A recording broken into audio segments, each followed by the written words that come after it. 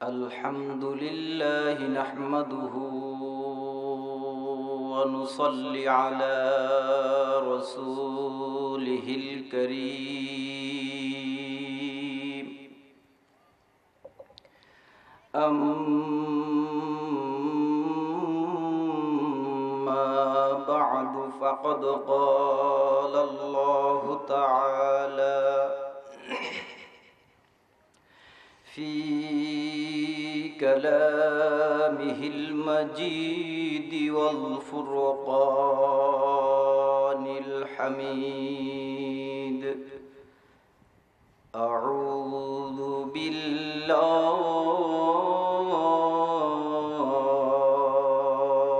من الشيطان الرجيم بسم الله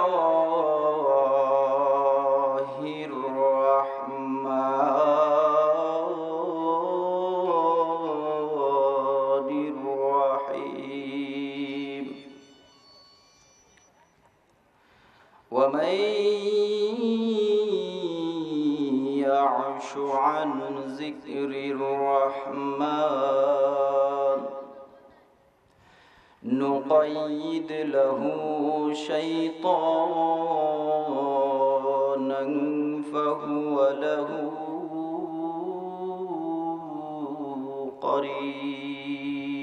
قرين صدق الله العظيم وعن أنس رضي الله تعالى عنه أنه قال رسول الله صلى الله عليه وسلم لا يؤمن أحدكم حتى أكون أحب إليه من والده وولده والناس أجمعين متفق عليه أو كما قال عليه الصلاة والسلام আসছে পথে আধার নেমে তাই বলে কি রইব থেমে বারে বারে জ্বলব বাতি হয়তো বাতি জ্বলবে না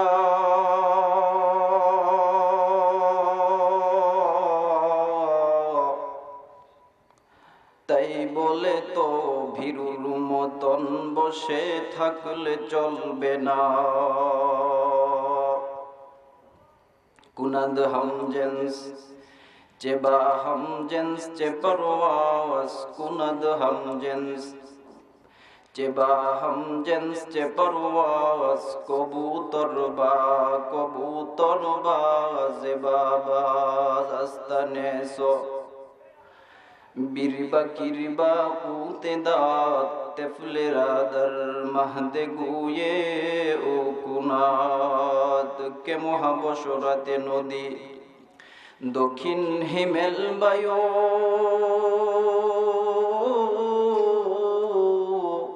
কোথা থেকে পেলি রে তুই মানুষ তোর জীবনের আয়ু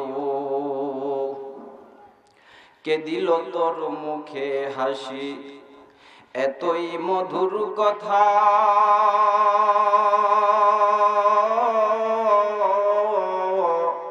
কেমনে রে তুই বুঝতে পারিস আপন জনের ব্যথা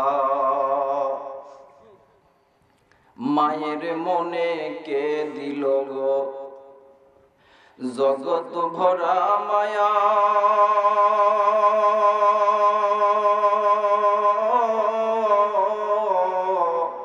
প্রচন্ড রোদের পরে গাছের নিচে বসলে পাই কার আদেশে ছায়া গো কার আদেশে ছায়া আধারে যখন ডুবেছিল জাতি ছিল না আলোর বাতি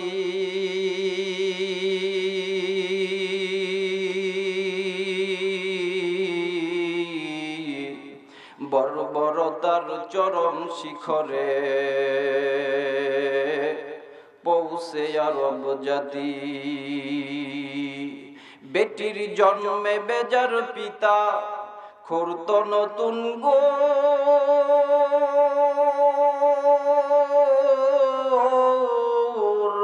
কন্যা সন্তান জন্মিলে মায়ের কাঁপিত অন্তর। হাইরে সেই সে কঠিন দুর্যোগ দিনে মোদের আল্লাহর আশীর্বাদ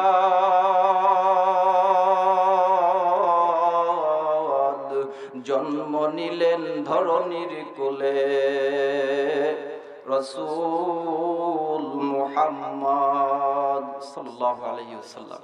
উপস্থিত আজকে করিমপুর দক্ষিণ মধ্যপাড়া যুব সমাজের উদ্যোগে প্রথম বাৎসরিক আজকের এই মাহফিলের সম্মানিত সুযোগ্য অভিজ্ঞ সভাপতি সাহেব, আর উপস্থিত আছেন বিভিন্ন দিক ও বিভাগ থেকে ছুটে আসা ইসলাম প্রিয় যুবক ভাইরা, পর্দার অন্তরালের মা ও বোনেরা।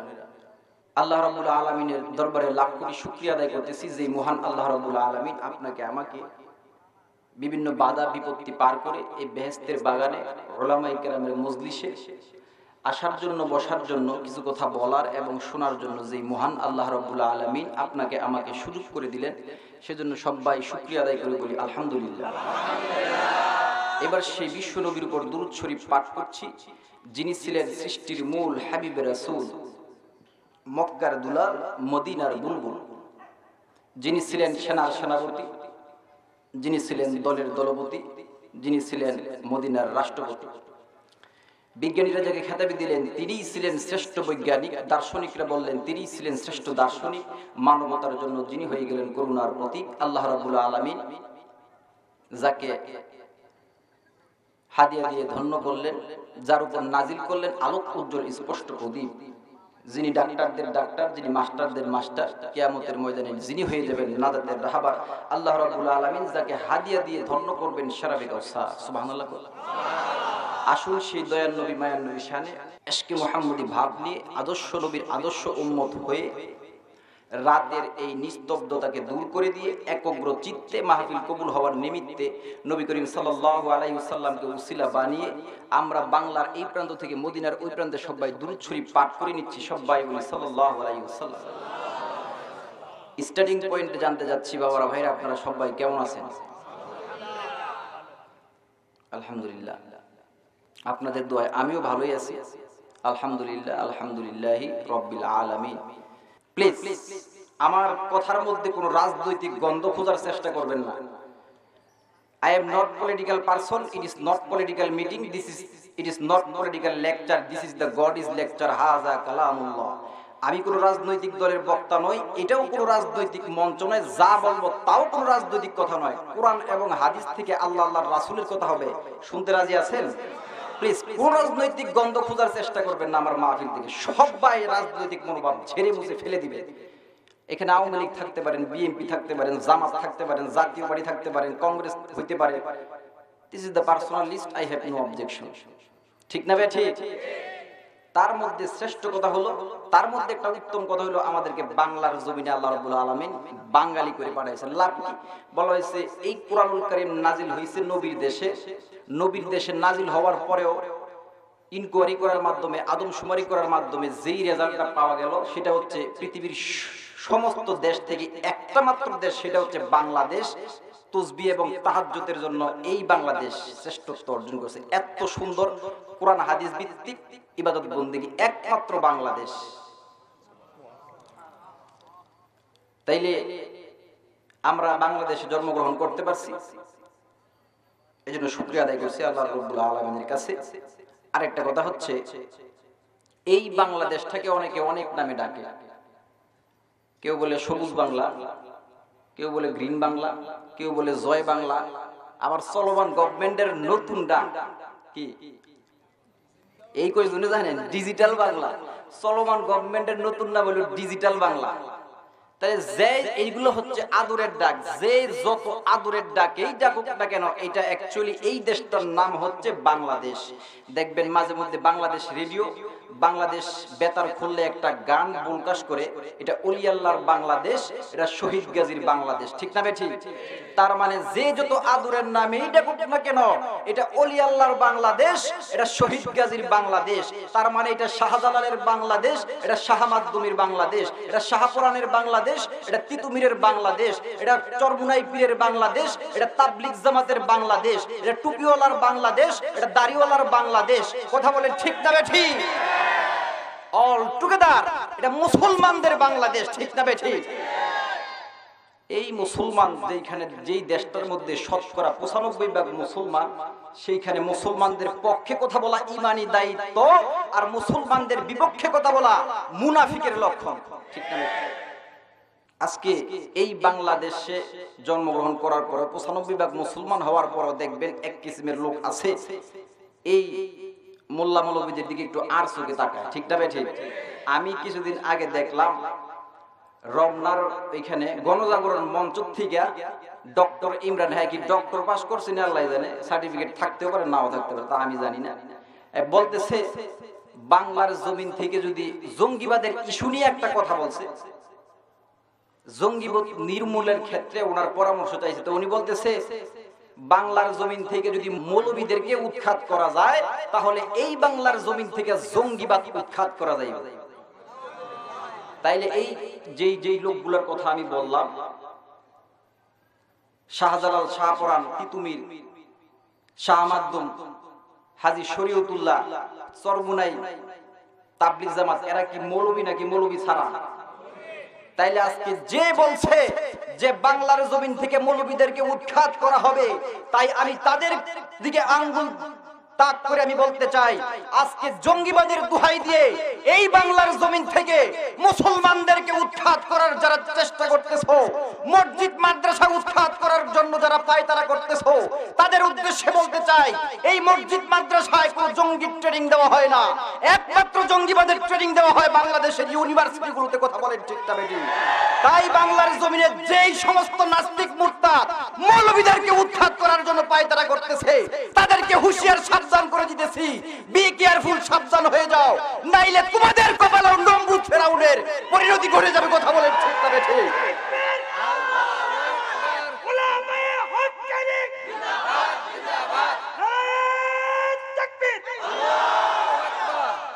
আপনারা কি ভয় পাইলেন? কিছু লোক কয়, কিছু লোক মুখ কালা করে রয়েছে, হুজুরে এবার কোন লাগুন লাগাই দেয় রাহে, হুজুর ড্যাম নিয়ে আয় নাই, হুজুর বাইশায় নাই, ঠিক না বেঠে? ও মুসলমান, এই দেশটা কোনো দেওয়ানবাগির কাছে বিক্রি করা হয় নাই, কোন রাজনৈতিক দলের কাছে বাংলাদেশ বিক্রি করা হয় নাই, এই বাংলাদেশ থেকে কোনো কুতুববাগির কাছে বিক্রি করা হয় নাই। কথা বলেন ঠিক না বেঠে?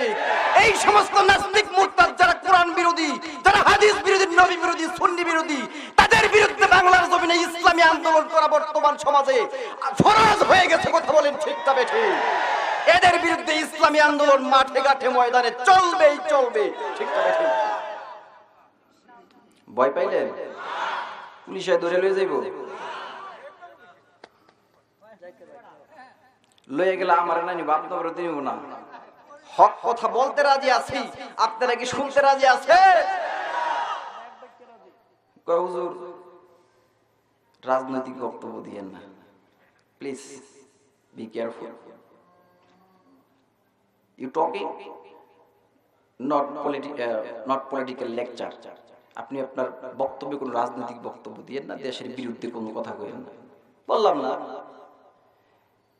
হুজুর গুকে খায় লইয়া কোনো কাম নাই, দেশের বিরুদ্ধে কথা কইব, পক্ষে কথা কইই তো কুল পায় না, ঠিক না বেঠে? রাজনৈতিক বক্তব্য দিয়েন না, দেশের বিরুদ্ধে কোনো কথা বলেন না, বললাম না। কিন্তু এত সুন্দর প্লেন বক্তব্য দেওয়ার পরেও যদি কারো গাও জ্বলে ওঠে, তাহলে আমি মনে করব আপনি যে দল করেন না কেন, যে লিডার হন না কেন, আজকে তাফসীরুল কুরআন মাহফিলের চিরশত্রু আবু জাহেল মার্কা মানুষের বিরুদ্ধে কথা বলার কারণে, নমরুদ ফেরাউন মার্কা মানুষদের বিরুদ্ধে কথা বলার কারণে যদি আপনার গা জ্বলে ওঠে, তাহলে আমি মনে করব আপনিও নমরুদ ফেরাউনের গোষ্ঠী ছাড়া অন্য কোনো গোষ্ঠী নয়। কথা বলেন ঠিক না বেঠিক? আমি কোরআনুল কারীমের সূরাতুল যুখরুফের 36 নম্বর আয়াত তেলাওয়াত করেছি। এই কোরআনুল কারীমে আল্লাহ রাব্বুল আলামিন বলেন, হে হাবিব, আপনি তামাম পৃথিবীর মানুষগুলোকে আমার পক্ষ থেকে জানিয়ে দেন, এই কোরআনুল কারীমের মধ্যে আমি আল্লাহ রাব্বুল আলামিন বলে দিলাম, যারা এই কোরআনুল কারীমের পক্ষে আসবে তাদের পরিচালক হয়ে যাব আমি, আর যারা এই কোরআনুল কারীমের বিরুদ্ধে কথা বলবে, বিরোধিতা করবে, তাদের পরিচালক শয়তান। নাউজুবিল্লাহ। বল বিসমিল্লাহির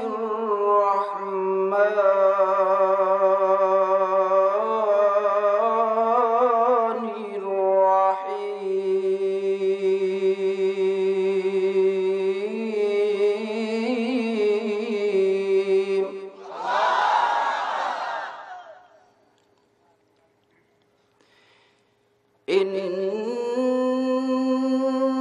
ইন্নামাল মুমিনুনা আল্লাযীনা আমানু বিল্লাহি ওয়া রাসূলিহি সুম্মা লাম ইয়ারতাবু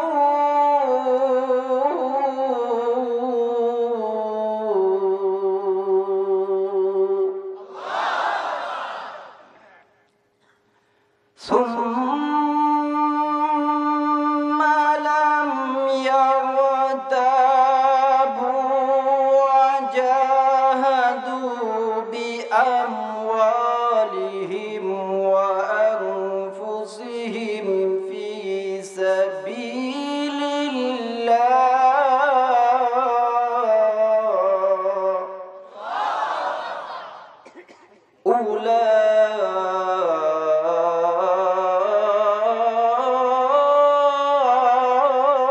أولئك هم الصادقون।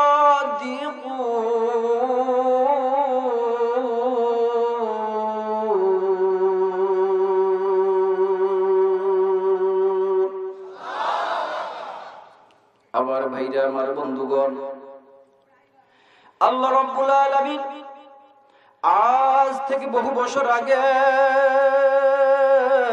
এই দুনিয়ার জমিনে মানুষগুলোকে সৃষ্টি করে পাঠাই দিলেন। বাজান রে, আমার মানুষগুলো দুনিয়ার জমিনে চলে আসলো, কিন্তু বাজান রে, যে আল্লাহ রাব্বুল আলামিন পৃথিবীর জমিনে মানুষগুলোকে সৃষ্টি করে পাঠাই দিলেন, এই মানুষগুলি পৃথিবীর জমিনে আসার পরে বিদ্যা বুদ্ধির বারে আত্মহমিকা করে দাম্ভিক পূর্ণ জীবন গঠন করে এই মানুষগুলি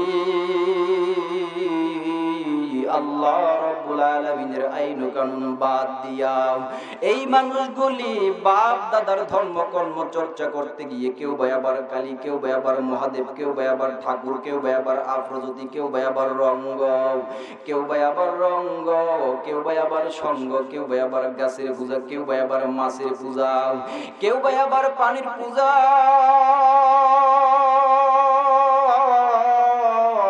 নানান ধর্মের মানুষ নানান প্রকার অন্যায় অপরাধ শিরক বিদাত করতে করতে মানুষগুলো যখন ভণ্ড হয়ে গেল, বাজান রে আমার, ঠিক তদানীন্তন সময়ের খারাপ মানুষগুলোকে ভালো বানানোর জন্য, অসভ্য মানুষগুলোকে সভ্য বানানোর জন্য, অভদ্র মানুষগুলোকে ভদ্র বানানোর জন্য, বেঈমান মানুষগুলোকে ঈমানদার বানানোর জন্য, আল্লাহ ভোলা মানুষগুলোকে আল্লাহওয়ালা করার জন্য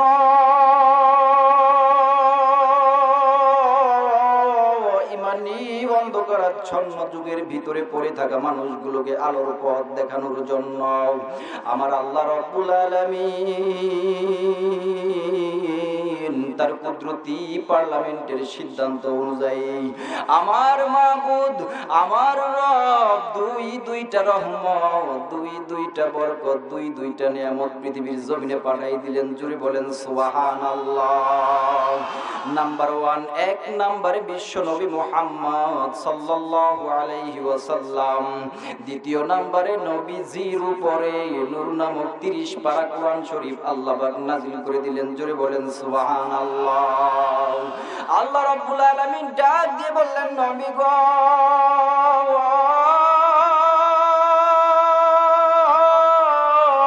মানুষ রূপে যারা জন্ম নিয়েছেন গো, এই মানুষগুলোর মঙ্গলের জন্য, এই মানুষগুলোর বরকতের জন্য, এই মানুষগুলোর রহমতের জন্য আমি আল্লাহ রব্বুল আলামিন 18,000 মাখলুকাতের রহমতের জন্য আমি আল্লাহ রব্বুল আলামিন আপনাকে বেস্ট প্রফেট হিসাবে, সুপার প্রফেট হিসাবে দুনিয়ার জমিনে পাঠাই দিলাম। জোরে বলেন সুবহানাল্লাহ। নবী মোর পরশমণি, নবী মোর সোনার খনি, নবী নাম জপে যে জন সেই তো দুজাহানের ধনী। ভালো লাগে নবীর গুণগান শুনতে? ভালো লাগে? নবী মোর পরশমণি, এজন্য আমার সাথে সাথে একটু গান। নবী মোর পরশমণি, নবী মোর সোনার খনি, নবী নাম জপে যে জন সেই তো দুজাহানের ধনী। সে নামে সুর দরিয়া পাখি যায় গান করিয়া। আল্লাহু আকবার। সে নামে সুর ধরিয়া পাখি যায় গান করিয়া।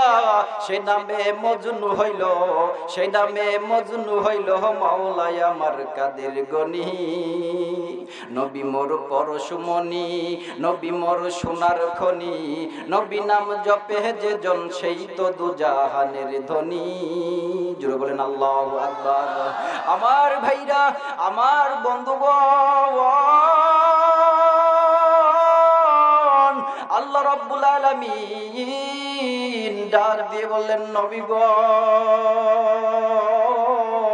মানুষ রূপে যারা জন্ম নিয়েছেন এই মানুষগুলোর রহমতের জন্য আমি আল্লাহ রাব্বুল আলামিন যেই কোরআনুল কারীম আমি আপনার উপর নাজিল করলাম, এই কোরআনুল কারীমের মধ্যে আমি আল্লাহ রাব্বুল আলামিন বললাম ওই সমস্ত লোক হচ্ছে পৃথিবীর জমিনে, ওই সমস্ত লোক হচ্ছে ইমানের দাবিতে সত্যবাদী, যারা ইমান আনবে আমি আল্লাহর উপর এবং রাসূল তোমার উপর ইমান আনবে। তার মানে হচ্ছে আল্লাহ রাসূলের উপর ইমান আনবে। ইমান আনার পরে মনে কোনো সন্দেহ করবে না। সন্দেহ না করে এরা যে নিজেদের জান দ্বারা, নিজেদের মাল দ্বারা, নিজেদের সম্পদ দ্বারা আমি আল্লাহর রাস্তায় জিহাদ করবে গো। আমি আল্লাহ রাব্বুল আলামিন বলে দিলাম এরাই হচ্ছে ইমানের দাবিতে সত্যবাদী। জোরে বলেন সুবহানাল্লাহ। আল্লাহ রাব্বুল আলামিন ডাক দিয়ে বললেন, ইন্নামাল মুমিনুনা আল্লাযীনা আমানু বিল্লাহি ওয়া রাসূলিহি সুম্মা লাম ইয়ারতাবু ওয়া জাহাদু বিআমওয়ালিহিম ওয়া আনফুসিহিম ফি সাবিলিল্লাহ উলাইকা হুমুস সাদিকুন। জোরে বলেন আল্লাহু আকবার। আবার ভাই গো, আল্লাহ রাব্বুল আলামিন কুরআনুল কারীমের অন্য এক জায়গায় বললেন, আল্লাযীনা ইয়াস্তামিউনাল কাওলা ফায়াত্তাবিউনা আহসানাহু উলাইকা আল্লাযীনা হাদাহুমুল্লাহ ওয়া উলাইকা হুম উলুল আলবাব। আমার ভাই গো, আল্লাহ রাব্বুল আলামিন বললেন, নবী গো, মানুষ রূপে যারা জন্ম নিয়েছেন এই মানুষগুলোর মঙ্গলের জন্য যেই কুরআনুল কারীম আমি আপনার উপর নাজিল করলাম, এই কুরআনুল কারীমের মধ্যে আমি বললাম যারা আমার কোরআনের দিকে ডাইভেট হবে, যারা আমার কোরআনের দিকে এগিয়ে আসবে, যারা আমার কোরআনকে মুহাব্বত করবে গো, ওই সমস্ত লোকদেরকে আমি আল্লাহ রাব্বুল আলামিন জান্নাতে যাওয়ার টিকিট দিয়ে দিব। জোরে বলেন সুবহানাল্লাহ। ওয়া উলাইকা হুম উলুল আলবাব, এবং আমি তাদেরকে বুদ্ধিমানের টিকিট দিয়ে দিব। জোরে বলেন সুবহানাল্লাহ। ও সোনার বাইরে আমার পক্ষান্তরে আল্লাহ রাব্বুল আলামিন হুঁশিয়ারি সংকেত দিয়ে বললেন, এ পৃথিবীর মানুষ, আর তোমাদের মধ্যে যেই সমস্ত মানুষ আমার কোরআনকে বিদ্যাঙ্গুলি দেখাবে, আমার কোরআনকে পৃষ্ঠদেশ দেখাইবে, আমার এই আইন, আমার এই নীতিমালা, আমার এই ফর্মালিটি, আমার এই ল, আমার এই সংবিধান, ও নবী গো, আমার এই সংবিধানকে কোনো মানুষ যদি ডিনাই করে, ওভারটেক করে এবং মানুষের তৈরি করা কোনো আইনের কাছে মাথা নত করে, নবী গো আমি আল্লাহ রব্বুল আলামিন বলে দিলাম, ওই সমস্ত মানুষগুলোর পক্ষে আমি আল্লাহ রব্বুল আলামিন নুকাইয়িদ নামক শয়তান নিযুক্ত করে দিই। জোরে বলেন নাউযুবিল্লাহ। আল্লাহ রে ডাক রে বান্দা, আল্লাহ রে ডাক রে বান্দা, আল্লাহ বলে ডাক। ও তারে ডাকতে পারলে তোর জীবনের গুনাহ হবে মাফ। ও তারে ডাকতে পারলে তোর জীবনের গুনাহ হবে মাফ। আল্লাহ রে ডাক রে বান্দা, আল্লাহ রে ডাক রে বান্দা, আল্লাহ বলে ডাক। ওরে যখন তোমার কেউ ছিল না তখন ছিলেন তিনি, এখন তোমার সব হয়েছেন, পর হয়েছেন তিনি রে বান্দা, পর হয়েছেন তিনি। ঠিক না বেঠিক? ওরে যখন তোমার, আল্লাহ রাব্বুল আলামিন বলেন, ওরে যখন তোমার কেউ ছিল না তখন ছিলেন তিনি, এখন তোমার সব হয়েছে, পর হয়েছেন তিনি রে বান্দা, পর হয়েছেন তিনি। আবার যখন তোমার কেউ রবে না,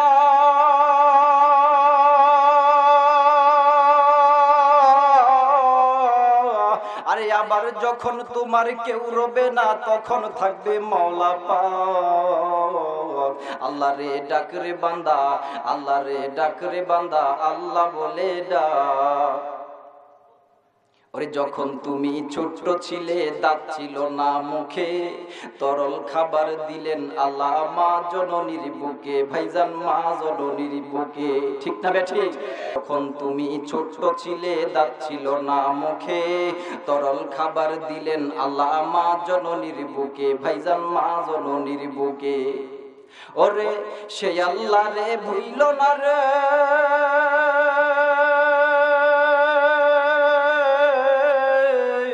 ওরে সেই আল্লাহ রে ভুইল না রে, জীবন থাকার যাক। আল্লাহ রে ডাক রে বান্দা, আল্লাহ রে ডাক রে বান্দা, আল্লাহ বলে ডাক। লা ইলাহা ইল্লাল্লাহ, লা ইলাহা ইল্লাল্লাহ, লা ইলাহা ইল্লাল্লাহ, লা ইলাহা ইল্লাল্লাহ, লা ইলাহা ইল্লাল্লাহু মুহাম্মাদুর রাসূলুল্লাহ সাল্লাল্লাহু আলাইহি ওয়াসাল্লাম। আমার ভাইরা, আমার বন্ধুগণ, গভীর মনোযোগ দিয়ে শুনবেন ভাই গো। এইটাই আমার জীবনের শেষ বয়ান হইতে পারে ভাই গো।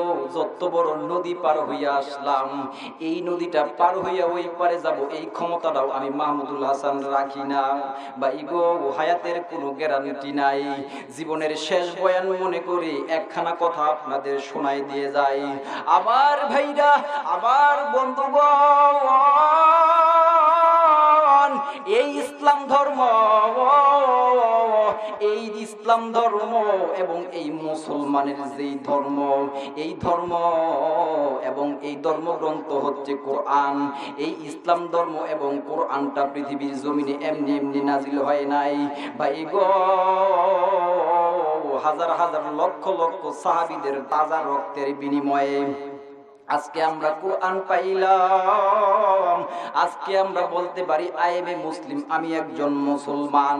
আমাদের কোরআন হচ্ছে আল্লাহ প্রদত্ত একটা নীতিমালা। ও সোনার ভাই রে,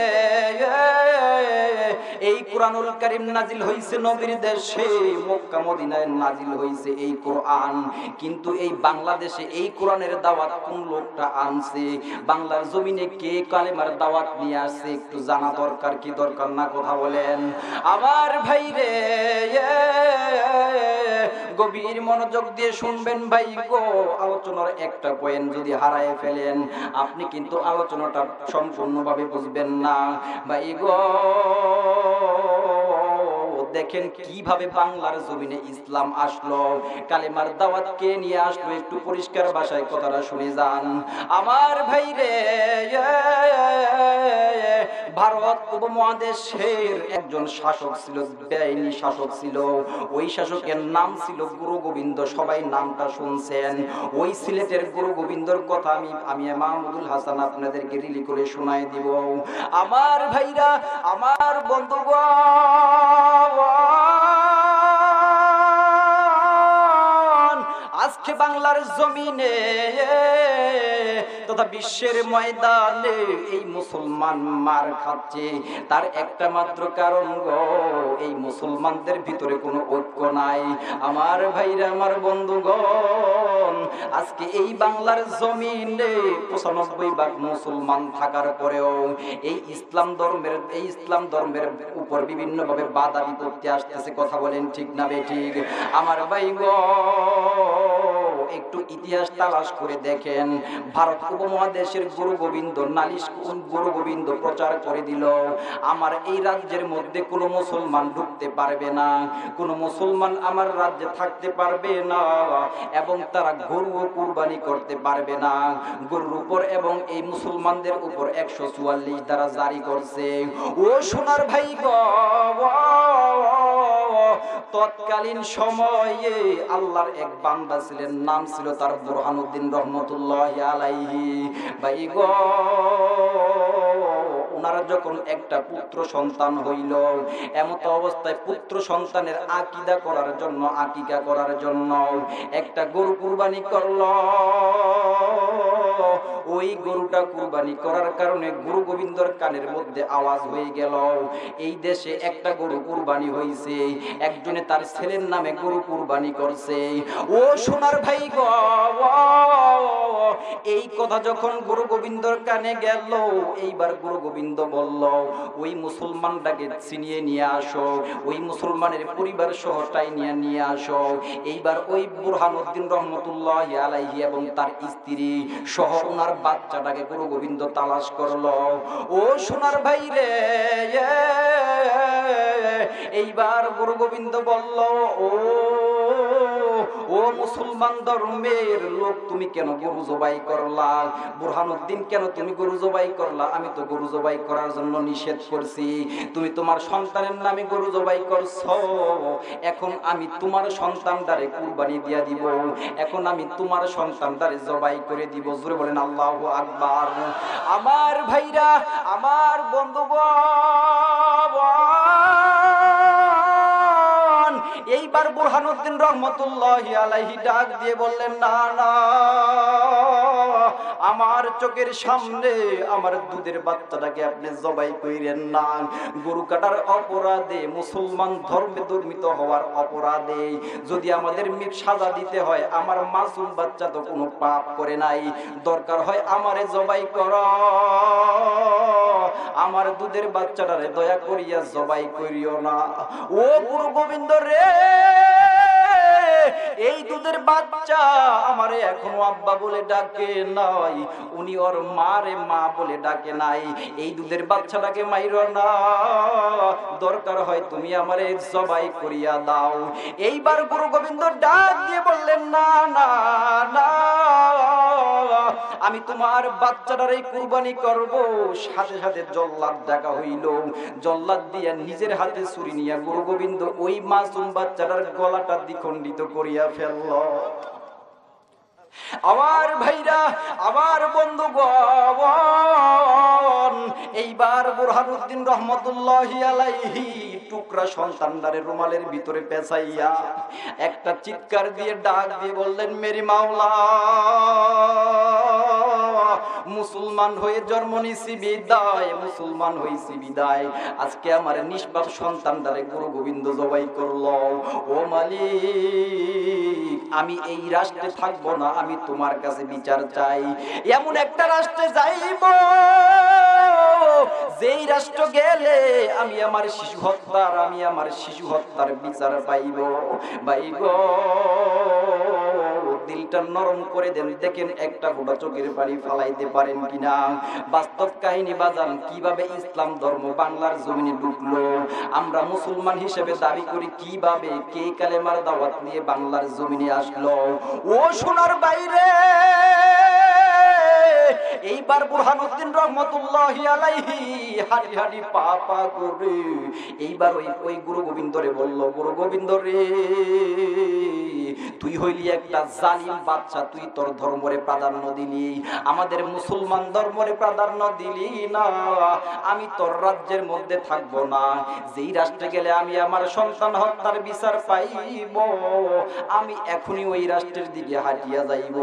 ও সোনার ভাই গো, এই কথা বলিয়া বুরহানুদ্দিন রহমতুল্লাহি আলাইহি তার স্ত্রীকে নিয়া এবং এই কতল করা সন্তানদারে গামছার ভিতরে পেছাইয়া, রুমালের ভিতরে পেছাইয়া হাঁটতে থাকলো বাগদাদ শরীফের দিকে। একদিন, দুই দিন, তিন দিন, এক সপ্তাহ, দুই সপ্তাহ, তিন সপ্তাহ, এক মাস, দুই মাস শুধু হাঁটতেই থাকলো। খানা নাই, দানা নাই, নিদ্রা নাই, তন্দ্রা নাই, ঘুম নাই, পেটের চামড়া পিঠে লাইগা গেছে। ও সন্তান গামছার ভিতরে পচায় ধরছে, কিরায় দরিয়া ফেলছে। রাস্তা দিয়ে যখন হাঁটে ওই পোটলার থেকে কিরকম পচা গন্ধ বের হয়। আমার ভাইরা, আমার বন্ধুগণ, স্বামী স্ত্রী দুইজন পাগল পাগল হইল আর ডাক দিয়ে বললেন, মাওলা, এমন একটা রাষ্ট্রের দিকে আমাদেরকে নিয়ে যাও, যেই রাষ্ট্রের মানুষদের কাছে যদি এই কথা বলি তারা যেন আমার শিশু হত্যার বিচার করতে পারে। ও সোনার ভাই গো, আল্লাহর কি কুদরত বুঝার বড় দায়। এইবার যখন ওনারা বাগদাদের দিক দিয়ে হাঁটলো, প্রতিমধ্যে সাক্ষাৎ হইল আব্দুল কাদের জিলানী রহমতুল্লাহি আলাইহির সাথে। এইবার আব্দুল কাদের জিলানী ডাক দিয়ে বললেন, এ বান্দা, উস্কো উস্কো চুল, পেটের চামড়া পিঠে লাগিয়া গেছে, পাগল পাগল হইয়া গেছ, কোথায় হাঁটতেছ? তোমাদের পোটলার ভিতরে কি, এই পোটলার থেকে কেন গন্ধ আসে? এইবার বুরহানুদ্দিন রহমতুল্লাহি আলাইহি ডাক দিয়ে বললেন, না না, এই পোটলার ভিতরে কিছু না, এই পোটলার ভিতরে আমার বাজান ঘুমায়া রয়েছে। এইবার যখন আব্দুল কাদের জিলানী ডাক দিয়ে বললেন, তোমাদের হয়তো কোনো পারিবারিক জীবনে কোনো অশান্তি হয়েছে, তোমরা কোথায় যাইতেছো ভাই? দয়া করে মায়া করে ঘটনা আমার কাছে খুলিয়া বলো। এইবার বুরহানুদ্দিন রহমতুল্লাহি আলাইহি ডাক দিয়ে বললেন, না না, এই ঘটনাটা এমন একটা লোকের কাছে বলবো, যেই লোকের কাছে বলতে গেলে, যেই লোকের কাছে বলতে পারলে আমি আমার এই শিশু হত্যার বিচার পাবো, তার কাছে বলবো। এইবার আব্দুল কাদের জিলানী একটা ধমক দিয়ে বললেন, এই নাদান, তাড়াতাড়ি আমার কাছে বল, নাইলে কিন্তু সামনে এগোইতে দিব না। এইবার ওই বুরহানুদ্দিন রহমতুল্লাহি আলাইহি ডাক দিয়ে বললেন, ভাই গো, আমি হচ্ছি মুসলমান ধর্ম, আমি মুসলমান ধর্মের অন্তর্ভুক্ত, আমি একজন মুসলমান, আমি আমার সন্তানের নামে একটা গরু কুরবানি করছিলাম, কিন্তু ওই জালিম শাসক, জালিম বাদশা আমার এই কুরবানি করার কারণে আমার দুধের বাচ্চা, এই দুধের বাচ্চাটারে এই জালিম বাদশা জবাই করিয়া দিল। এইবার আব্দুল কাদের জিলানী ইলমে তাশাউফের ভাষায় একটা চিৎকার দিয়েছিলেন,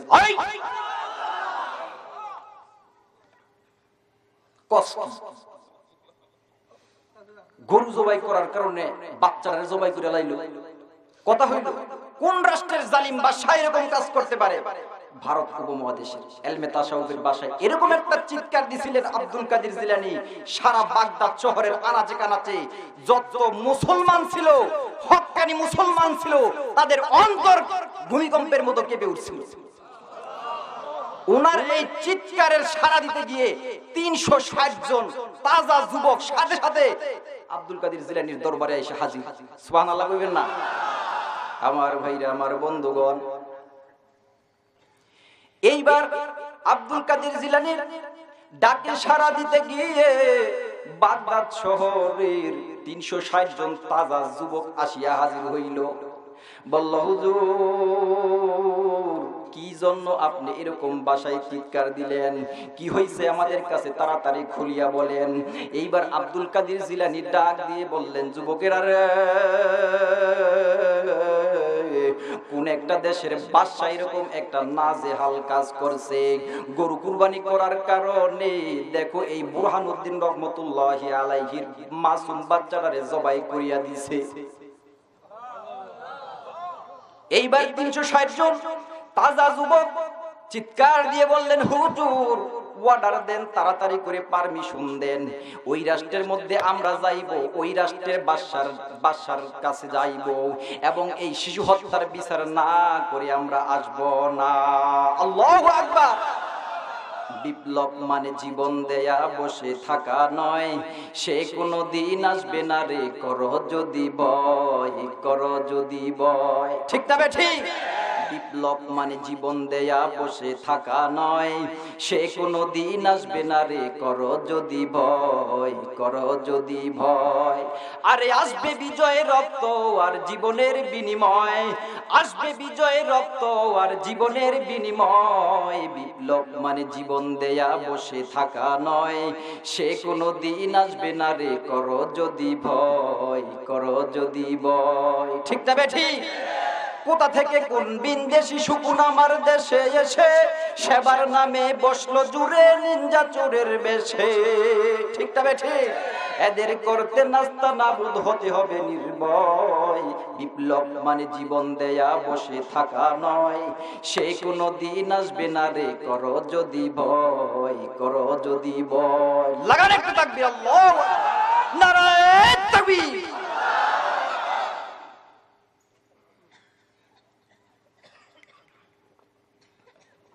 আমার ভাইরা, আমার বন্ধুগণ, এইবার এই 360 জনের মধ্যে একজন ছিলেন দলপতি। ওই একজন দলপতির নাম হচ্ছে শাহজালাল ইয়েমেনি রহমতুল্লাহি আলাইহি। নাম শুনছেন তো সবাই? এইবার শাহজালাল রহমতুল্লাহি আলাইহি ডাক দিয়ে বললেন, মামা গো, কোন দেশে যাইব তাড়াতাড়ি বলেন। ওই দেশে যাইব এবং জালিম বাদশারে উপযুক্ত শাস্তি দিব, তারপরে দেশে ফিরব। তাড়াতাড়ি করে কোন দেশের ঘটনা হয়েছে তাড়াতাড়ি বলেন। এইবার আব্দুল কাদের জিলানী পকেট থেকে এক টুকরা কাপড় বের করছে, ওই পোটলা বের করছে, পোটলার ভিতরে কিছু মাটি দেখা যায়। এইবার শাহজালাল রহমতুল্লাহি আলাইহিকে বললেন, এই মাটির রঙের সাথে যেই মাটির রং মিলবে, এই মাটির গ্রানের সাথে যেই মাটির গ্রান মিলবে, ওই রাষ্ট্রে যাইবা এবং ওই রাষ্ট্রের শাসকের বিরুদ্ধে তোমরা জিহাদ করবা। আমার ভাই রে, এই কথা বলার পরে 360 জন তাজা যুবক রওনা হয়ে গেল ভারত উপমহাদেশের দিকে। ওইখান থেকে আব্দুল কাদের জিলানী ডাক দিয়ে বললেন, বাগনা শাহজালাল, ভয় পাইও না, ভয় পাইও না, আল্লাহ তোমাদের সাথে আছে গো। বিপদ আপদে আল্লাহরে স্মরণ কইরো এবং আমারে স্মরণ করবা। বিপদে যখন স্মরণ করবা, বাগদাদ থেকে সুইচ টিপমু।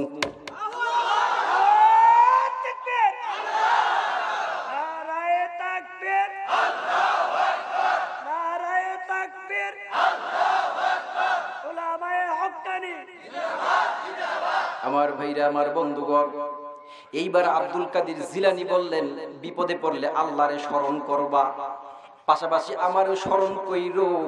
বিপদে যখন পড়বা, এইখানে একটা সিম কার্ড লাগাই দিলাম, স্মরণ করার সাথে সাথে আমি তোমাদের এইখান থেকে বাগদাদ থেকে সুইচ টিপ দিব। এইবার যখন 360 জনের বাহিনী যখন ভারত উপমহাদেশের দিকে আসা শুরু করলো, আমার ভাইরা, আমার বন্ধুগণ, এইবার যখন ভারত উপমহাদেশের দিকে আসলো, যখন সুরমা নদীর পারে আসলো, সুরমা নদীর পারে আসিয়া দেখলো একটাও বোট নাই, স্টিমার নাই, ট্রলার নাই, নৌকা নাই, যাতায়াত পার হওয়ার কোনো বন্ধ ব্যবস্থা নাই। এইবার শাহজালাল রহমতুল্লাহি আলাইহির কাছে যত বাকি 359 জন লোক বলতেছে, শাহজালাল রহমতুল্লাহি আলাইহি, আমরা যখন এখন নদী পার হব, নদীটা যখন পার হব, এইখানে তো কোনো নৌকা নাই, কিভাবে নদী পার হইব? এইবার শাহজালাল রহমতুল্লাহি আলাইহি ডাক দিয়ে বললেন, তোমরা টেনশন কইরো না, এই ভারত উপমহাদেশের তথা বাংলাদেশের সুরমা নদী পার হইতে আমাদের নৌকা লাগবে না। কে আছো? তাড়াতাড়ি করিয়া যায় নামাজ বিছাইয়া দেই, নামাজ পড়তে পড়তে সুরমা নদী পার হইয়া যাইব। সুবহানাল্লাহ।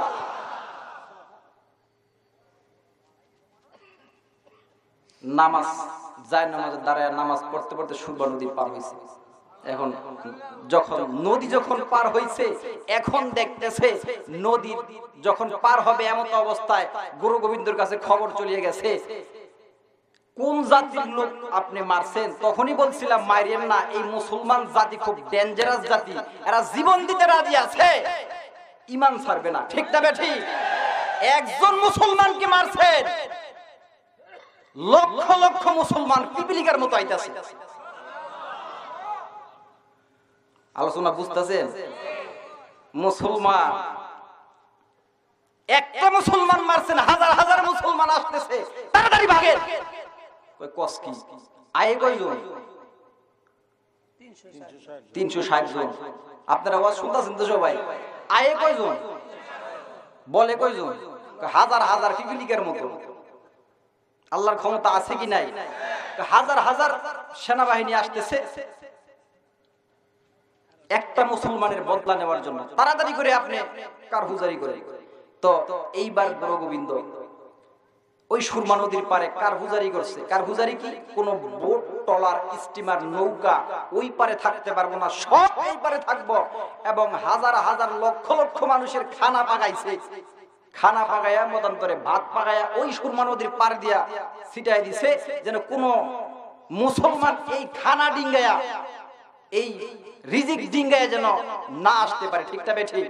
মুসলমানদের কেমন নীতি আছে এটা গুরু গোবিন্দ জানতো, ভালোই জানতো। এই জন্য খানা পাকাই দিছে।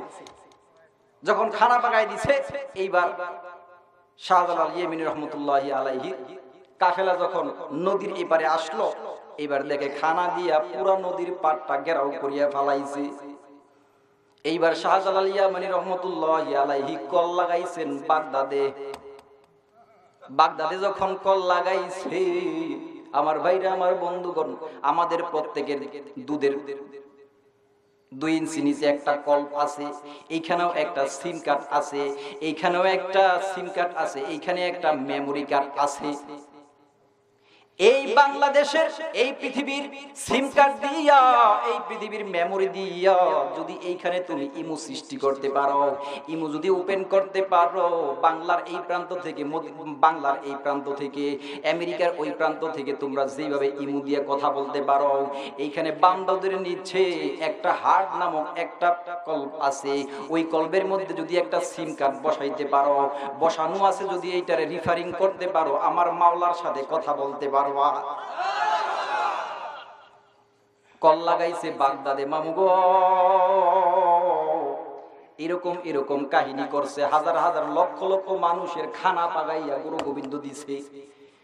এইবার শাহজালাল রহমতুল্লাহি আলাইহি বললেন, টেনশন করিস না, টেনশন করিস না, 2টা বুলডোজার ফাটাই দিতেছি। কি ডুজার? বুলডোজার ফাটাই দিতেছি। ওই বুলডোজারের অপর নাম জালালি কবুতর। এই জালালি কবুতর সাথে সাথে বলার সাথে সাথে 2টা বুলডোজার ফাড়াইলো। এইবার এই 2টা বুলডোজারের নাম যখন দিল জালালি কবুতর, ওই জালালি কবুতর 2টা এইবার ওই সুরমা নদীর পারের সমস্ত খানাগুলো খাইলো। খাওয়ার পরে এইবার এত বড় আ করছে, এইবার ডাক দিয়ে কই, গুরু গোবিন্দ রে, তর গোষ্ঠী সুদ্ধা সাবায়া খাবো।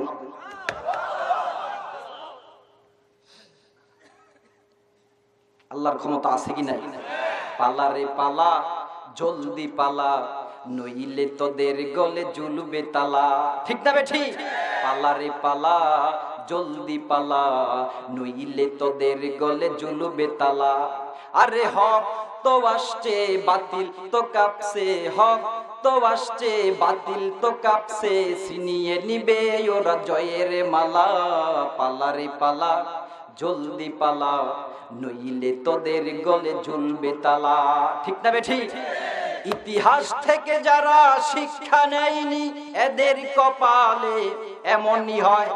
পরের কথাই শুধু করে নাচানাচি, মেসেজ দেখে পায় কামানের ভয়। এখনো সময় আছে, দরজা খোলাই আছে, প্রাণটা নিয়ে তোরা জলদি পালা। পালা রে পালা জলদি পালা, নইলে তোদের গলে ঝুলবে তালা। ঠিক না বেঠি? আমি আজকে এই নরসিংদীর যত নাস্তিক মুরতাদ আছে, শুধু নরসিংদী নয়, গোটা পৃথিবীর জমিনে মুসলমানদের উপর অত্যাচার করার জন্য রাষ্ট্রের ময়দানে যেই সমস্ত নাস্তিক মুরতাদরা মুসলমান ধর্ম নিয়ে কটূক্তি করতেছে, মুসলমান ধর্মের নিয়ে কটূক্তি করে এবং মুসলমানদের মসজিদ মাদ্রাসায় তালা লাগাইতে চায়, ওই সমস্ত নাস্তিক মুরতাদদের উদ্দেশ্যে বলবো, তোমাদের বেশি সময় আর নাই। এমন একদিন আসবে তোমাদের সেই ক্ষমতা শেষ হবে। কথা বলেন ঠিক না বেঠি?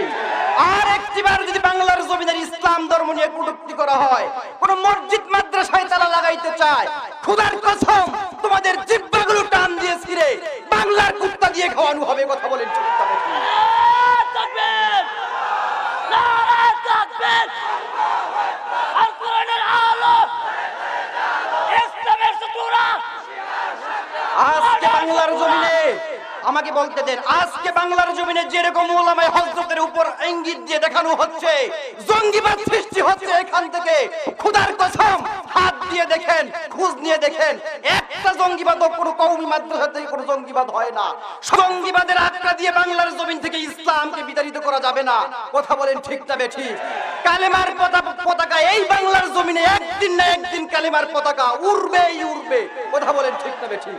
আর যেই সমস্ত নাস্তিক মুরতাদ মুসলমান হওয়া সত্ত্বেও এই কালেমার বিরোধিতা করে, নবীর বিরোধিতা করে, হাদিসের বিরোধিতা করে, কোরআনের বিরোধিতা করে, কওমি মাদ্রাসার বিরোধিতা করে, ওই সমস্ত নাস্তিক মুরতাদদের বিরুদ্ধে ইসলামী আন্দোলন করা ফরজ হয়ে গেছে। কথা বলেন ঠিক না? কেয়ারফুল, সাবধান। আল্লাহ আছে কি নাই? বারবার ক্ষমতায় যাওয়ার আগে বলবা, যখন ক্ষমতায় আসবো ইসলামের উন্নয়ন করব, মসজিদ মাদ্রাসার উন্নয়ন করব, হল্লা করব, দল্লা করব। ঠিক না বেঠিক? যেই ক্ষমতা পায়া যায় রাশিয়া আর আমেরিকা, ব্রিটেন আর ভারতের পাম পায়া সব ভুলে যায়। ক্ষমতা যাওয়ার আগে পেট পায় 3 মাস, যেই ক্ষমতায় যায় পেট হয়ে যায় 9 মাস। আগে খাই যেত এমনি, ক্ষমতা যাওয়ার পরে পেট খাই যায় এমনি। ঠিক না বেঠিক? যত দোষ নন্দ ঘোষ, হক কথা বললেই দোষ। যত দোষ নন্দ ঘোষ, হক কথা বললেই দোষ। করলে অন্যায়ের প্রতিবাদ, নামটা হবে তোমার মৌলবাদ। বাইরে নামটা হবে তোমার মৌলবাদ। ঠিক না বেঠিক? ইসলামেরই শত্রুরা সব হয়ে যা সাবধান, নইলে জোতার বাড়ি খাবি, হারাবি সম্মান। কই থেকে ভয় পান আপনারা? কি মনে করে ওই হনুমান, দাড়ি টুপি দেখলেই তালেবান। ঠিক না বেঠিক?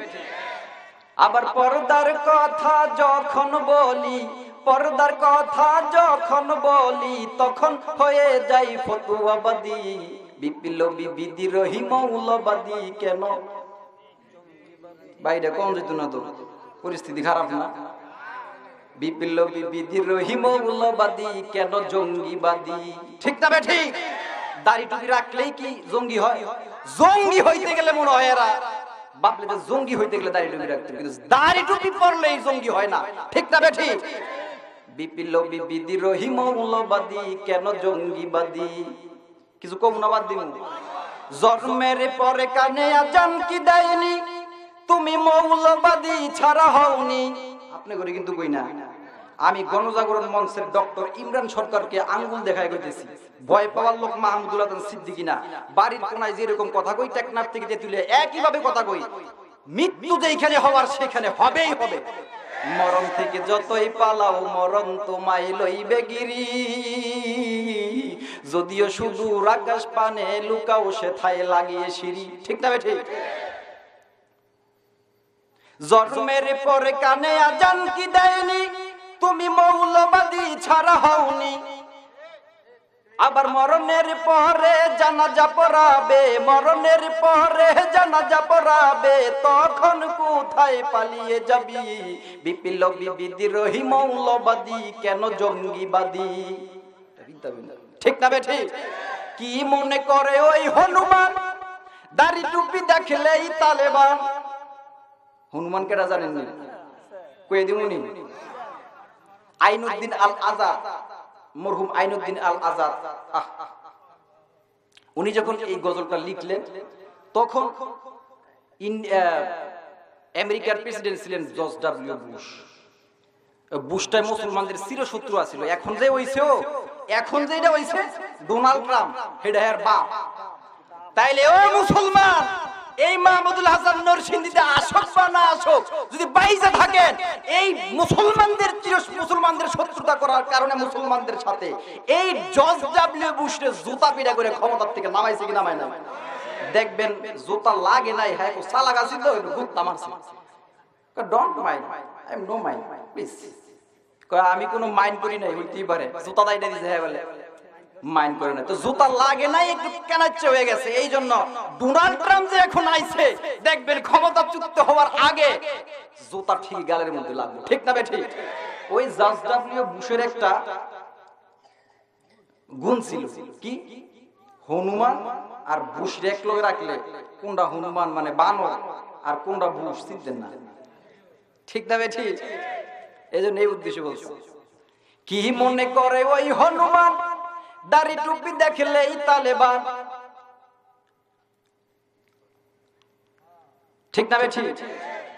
আবার সিংহের চাইতেও বেশি ভয় পায়, বাঘের চাইতেও বেশি ভয় পায়, মাথায় পাগড়ি দেখে যদি বিপ্লবী বিদ্রোহী মৌলবাদী কেন জঙ্গিবাদী।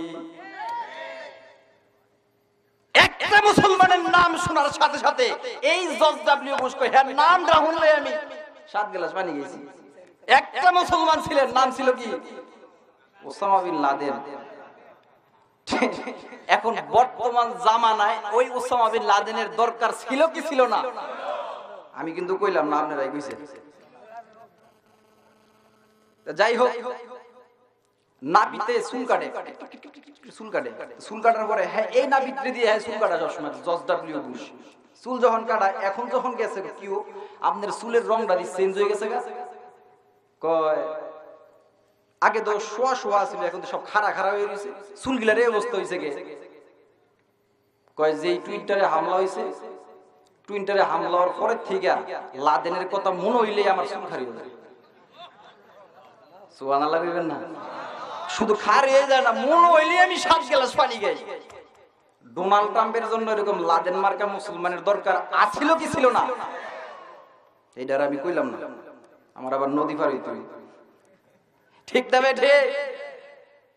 আমার ভাইরা, আমার বন্ধুগণ, ওই সমস্ত নাস্তিক মুরতাদদেরকে ইঙ্গিত দিয়ে আমি বলতেছি এখনো সময় আছে।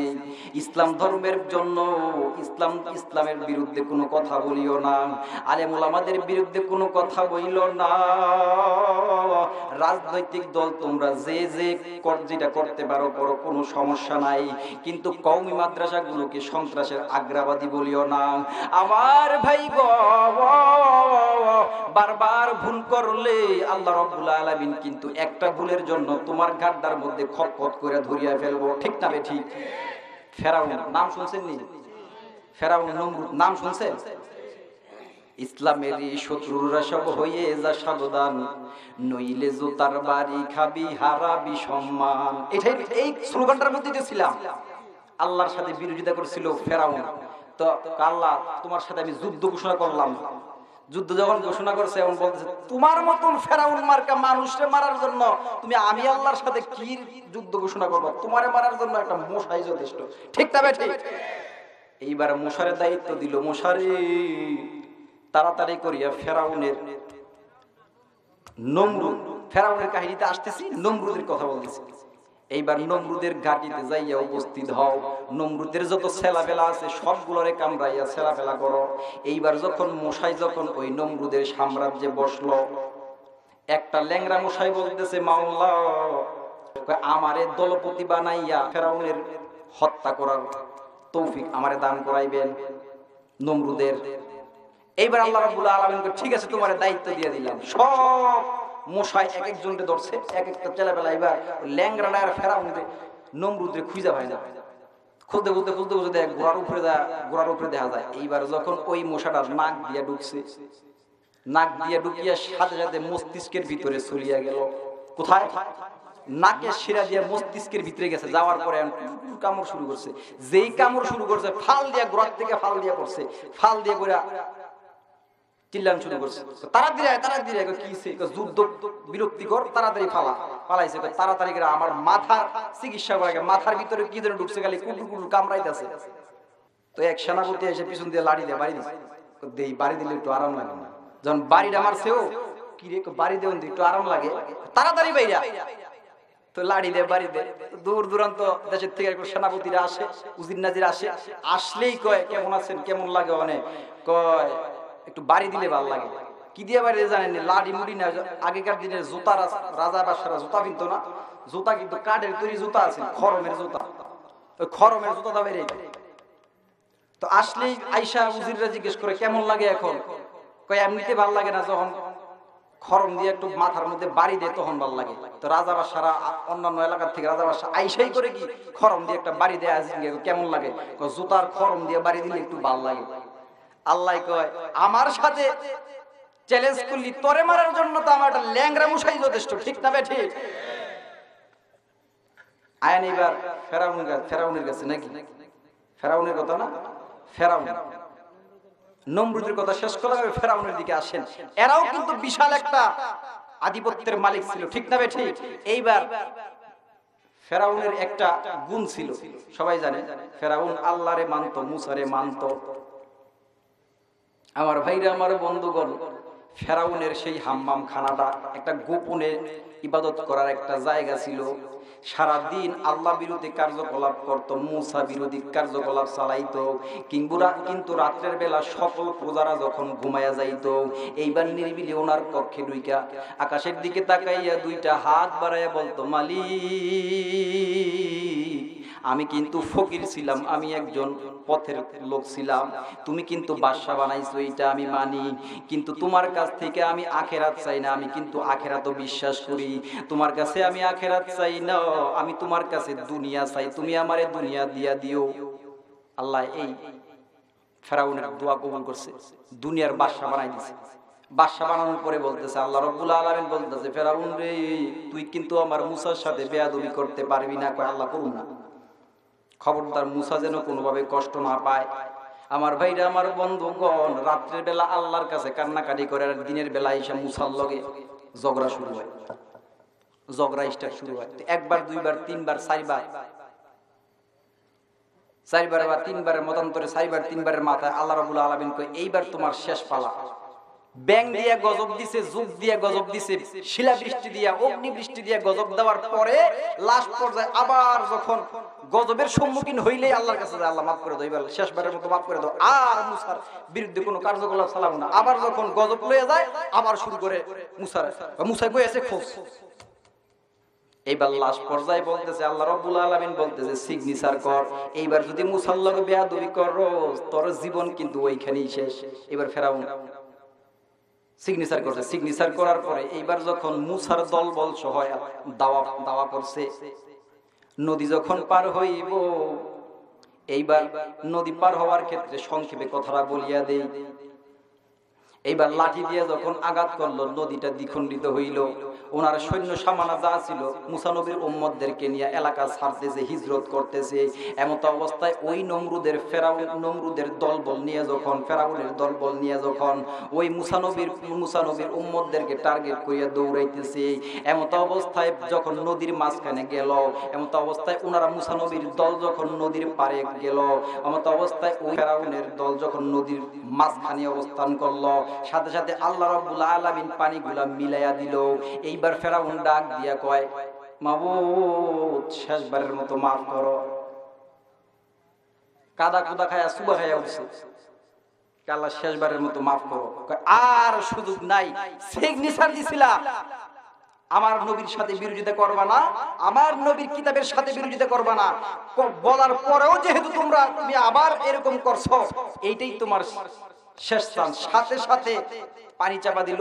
লক্ষ লক্ষ হাজার হাজার বছর আগের এমন তাকে বলল, তুমি এত ক্ষমতা দেওয়ার পরেও যখন তুমি আমার হুকুম মানলা না, বারবার প্রত্যাখ্যান করলাম, তোমার আমি নজিরবিহীন কাণ্ড করলাম, তোমার পিঁপড়ায় খাইবো না, পানিও খাইবো না, কাদায়ও খাইবো না, সারা জীবন কিয়ামতের আগ পর্যন্ত তোমার এই লাশটা, তোর এই লাশটা আমার উম্মত দেখবে এবং শিক্ষা গ্রহণ করবে, ঠিক না বে ঠিক?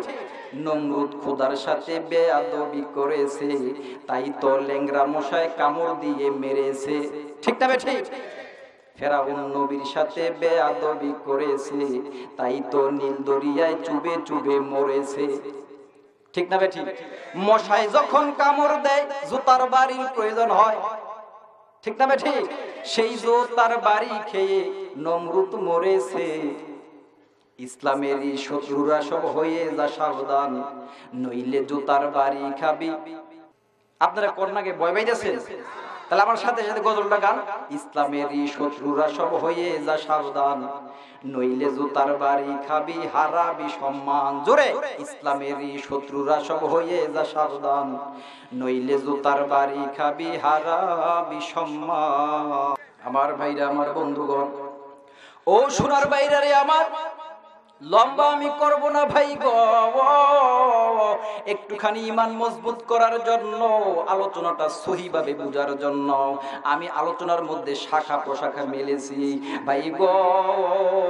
আমি কিন্তু আলোচনা ভুলে যাই নাই। ওয়াজ ফাঁকি দেওয়ার লোক কিন্তু মাহমুদুল হাসান সিদ্দিকী না। ও সোনার ভাই গো, এইবার যখন শাহজালাল রহমতুল্লাহি আলাইহির কাছে দুইটা জালালি কবুতর আসলো, ওই জালালি কবুতর দুইটাই যখন সমস্ত খানা খেয়ে ফেললো, খানাগুলা যখন পরিষ্কার হইল, সামনের দিকে যখন অগ্রসর হইতে থাকলো, এইবার অন্যান্য সাহাবীরা, এইবার অন্যান্য লোকজন ডাক দিয়ে বলল, শাহজালাল গো, আমাদের হাতে তো কোনো অস্ত্র নাই, আমরা গুরু গোবিন্দর হাজার হাজার লক্ষ লক্ষ সৈনিকের সাথে কিভাবে আমরা লড়ব? ও সোনার ভাইরা রে আমার, এইবার গায়েবী ভাবে আওয়াজ আসলো, টেনশন কইরো না, টেনশন কইরো না, ভয় পাইও না, ভয় পাইও না, ওই গুরু গোবিন্দর সৈন্যর সাথে লাগার জন্য তোমাদের অস্ত্রর দরকার হইব না। আমার ভাইরা, আমার বন্ধুগণ, খানিকের জন্য গায়েবীভাবে আওয়াজ আসলো, কিছু মাটি নিয়ে উচার দিকে ফিক্কা মারেন। আমার ভাই গো, প্রত্যেক বাহিনী যখন, আমার ভাইরা, আমার বন্ধুগণ, বালিগুলা হাতে নিয়ে যখন উপরের দিকে দিল, আমার আল্লাহ রাব্বুল আলামিন বলল, বন্ধু, তোমার দায়িত্ব ছিল, তোমাদের দায়িত্ব ছিল মাটিগুলো উপরের দিকে দেওয়ার, আর এই মাটিগুলো নিয়ে প্রত্যেকটা কাফের বেঈমানের চোখে পৌঁছাইয়া দেওয়ার দায়িত্ব হচ্ছে আমি আল্লাহর। মারছে কি? বালিকণা। যখন বালিকণা উপরের দিকে ছিটটা দিছে, এইবার সেনাবাহিনী, যত সেনাবাহিনী, নৌবাহিনী ছিল, ক্যাডার বাহিনী ছিল, সমস্ত ক্যাডার বাহিনী টাস টাস করে জমিনে পড়ে গেল। সুবহানাল্লাহ কইবেন না? কামানের বুলেটের গুলি যেরকম দাঁড়ালো, তার চেয়ে তীক্ষ্ণ দাঁড়ালো ভাবে ডাস ডাস করে সব। আল্লাহু আকবার কইবেন না? আমার ভাইরা, আমার বন্ধুগণ, এইবার যখন যুদ্ধ যখন শুরু হইয়া গেল, শাহজালাল রহমতুল্লাহি আলাইহি ডাক দিয়ে বললেন, আমাদের হাতে কোনো অস্ত্র নাই, আমাদের হাতে অস্ত্র শস্ত্র নাই। এইবার যেই সমস্ত কাফেরগুলা মৃত্যুবরণ করছে, তাদের অস্ত্রগুলা তোমাদের অস্ত্রের জন্য নিয়ে নেও, এগুলা হচ্ছে গনিমতের মাল, এগুলা নেওয়া সুন্নত। আমার ভাইরা, আমার বন্ধুগণ, এইবার শাহজালাল রহমতুল্লাহি আলাইহির নেতৃত্বে যখন যুদ্ধ শুরু হয়ে গেল, ভাই গো, আলোচনা সংক্ষেপ করলাম যুদ্ধর এক ফাঁক দিয়ে। এইবার যখন শাহজালাল রহমতুল্লাহি আলাইহি তরবারি ধরল, তরবারি ধরার আগে, যুদ্ধ সম্প্রসারণ হওয়ার আগে, যখন ভারত উপমহাদেশ তথা বাংলার এই জমিনে ঢুকলো, এইবার শাহজালাল রহমতুল্লাহি আলাইহি ডাক দিয়ে বললেন, কোন দেশে আইলাম রে? নামাজ নাই, রোজা নাই, আজান নাই, কোনো জিকির নাই, কোনো কিছুই নাই। তাড়াতাড়ি করে আজানের ব্যবস্থা কর, আগে নামাজ, তারপরে যুদ্ধ। আল্লাহু আকবার। এইবার শাহজালাল রহমতুল্লাহি আলাইহি যখন এই বাংলার জমিনে আসিয়া আজান দিয়ে দিল, আমি কি শাহজালাল রহমতুল্লাহির আজানটা একটু দিব কিনা? আমার কণ্ঠ তো ভালো না, তারপর একটু চেষ্টা করি। এইবার শাহজালাল রহমতুল্লাহি আলাইহি আজান দিয়ে দিল, আল্লাহু আকবার, আল্লাহু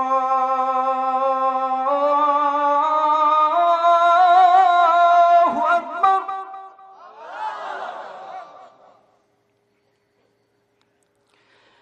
আল্লাহ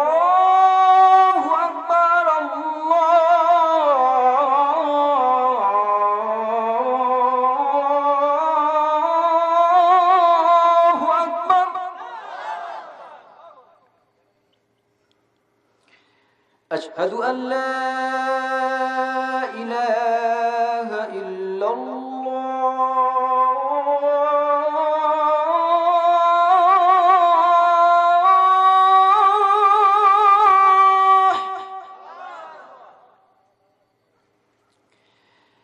আশহাদু আল্লা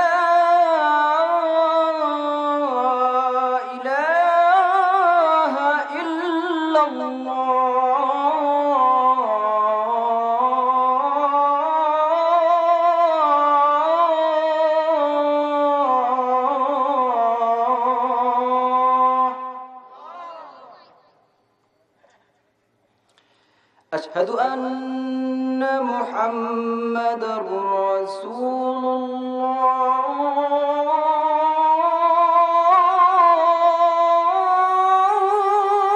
الله أشهد أن محمد رسول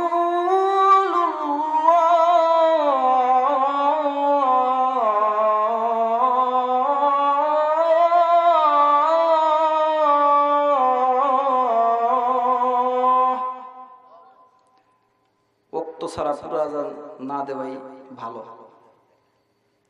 ভাল লাগছে? আজানের কণ্ঠ শুনলে ভাল লাগে? যারা নামাজি যখন আজান শুনে, আমরা যখন আজান শুনি মনের ভিতরে কিরকম একটা কম্পন সৃষ্টি হয় না? নামাজ পড়ার আগ পর্যন্ত শরীরের ভিতরে কেমন যেন একটা স্পৃহা জায়গা যায়, কি যেন কিছু করি নাই। ঠিক না ভাই? ঠিক।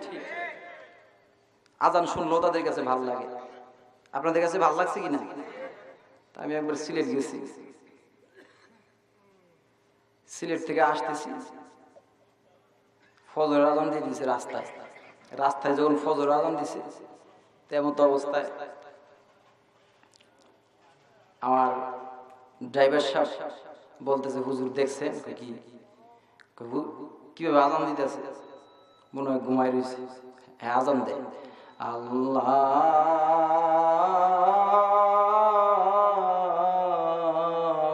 আকবার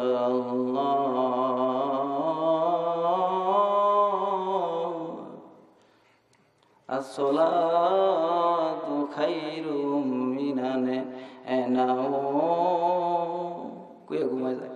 আমি দোষ হইলাম না, দোষ হলো সভাপতি, কি লেগে বেতন কম। ঠিক না ভাই? ঠিক। দেখবেন যত বেতন কম সব হুজুর গো। ঠিক না ভাই? ঠিক। ফুলারা ইংলিশ পড়ায়, ইংরেজি পড়ায়, মাসে দেয় 2000। তাও আবার ফুলায় যায় টিচারের বাড়িতে, আবার ম্যাথমেটিক্স করায়, অঙ্ক পড়ায়, ওইখানে দেয় 2000। তাও ফুলায় যায় মাস্টারের বাড়িতে পড়ায়। আর হুজুর যে সকালবেলা যায় কায়দা পড়ায়, আম পড়া পড়ায়, হিলারা দেয় 50 টাকা। তাও আবার 2 মাসের বেতন বাজাই রায়। ঠিক না ভাই? ঠিক। হুজুররা টাকা দিয়ে কি করবো? হুজুররা এত টাকার কি দরকার? না খায় মরে যাবার পারে না? সুরাই কয় কি হুজুর গোলাই এই দুনিয়াটা। ঠিক না ভাই? ঠিক। এই জন্য চেষ্টা করবেন প্রত্যেকে হুজুরদের মসজিদে এবং মুয়াজ্জিনদের বেতন কিছু বাড়ায় দেওয়ার লাগে। ঠিক না ভাই? ঠিক। কিছু টাকা বাড়ায় দিলেন, হুজুর দিলেন, সুরেরও দর দিলেন না। ঠিক না ভাই? ঠিক। এইবার যখন শাহজালাল ইয়ামানী রাহমাতুল্লাহি আলাইহি ভারত উপমহাদেশ তথা এই বাংলার জমিনে এসে যখন আজান দেওয়া শুরু করলো, সাথে সাথে গুরু গোবিন্দর সেই মহল থরথর করে কাঁপতে থাকলো। পুরো ভারত উপমহাদেশ থরথর করে ভূমিকম্পের কম্পন দিয়ে ফাটল ধরে গেল। আল্লাহু আকবার।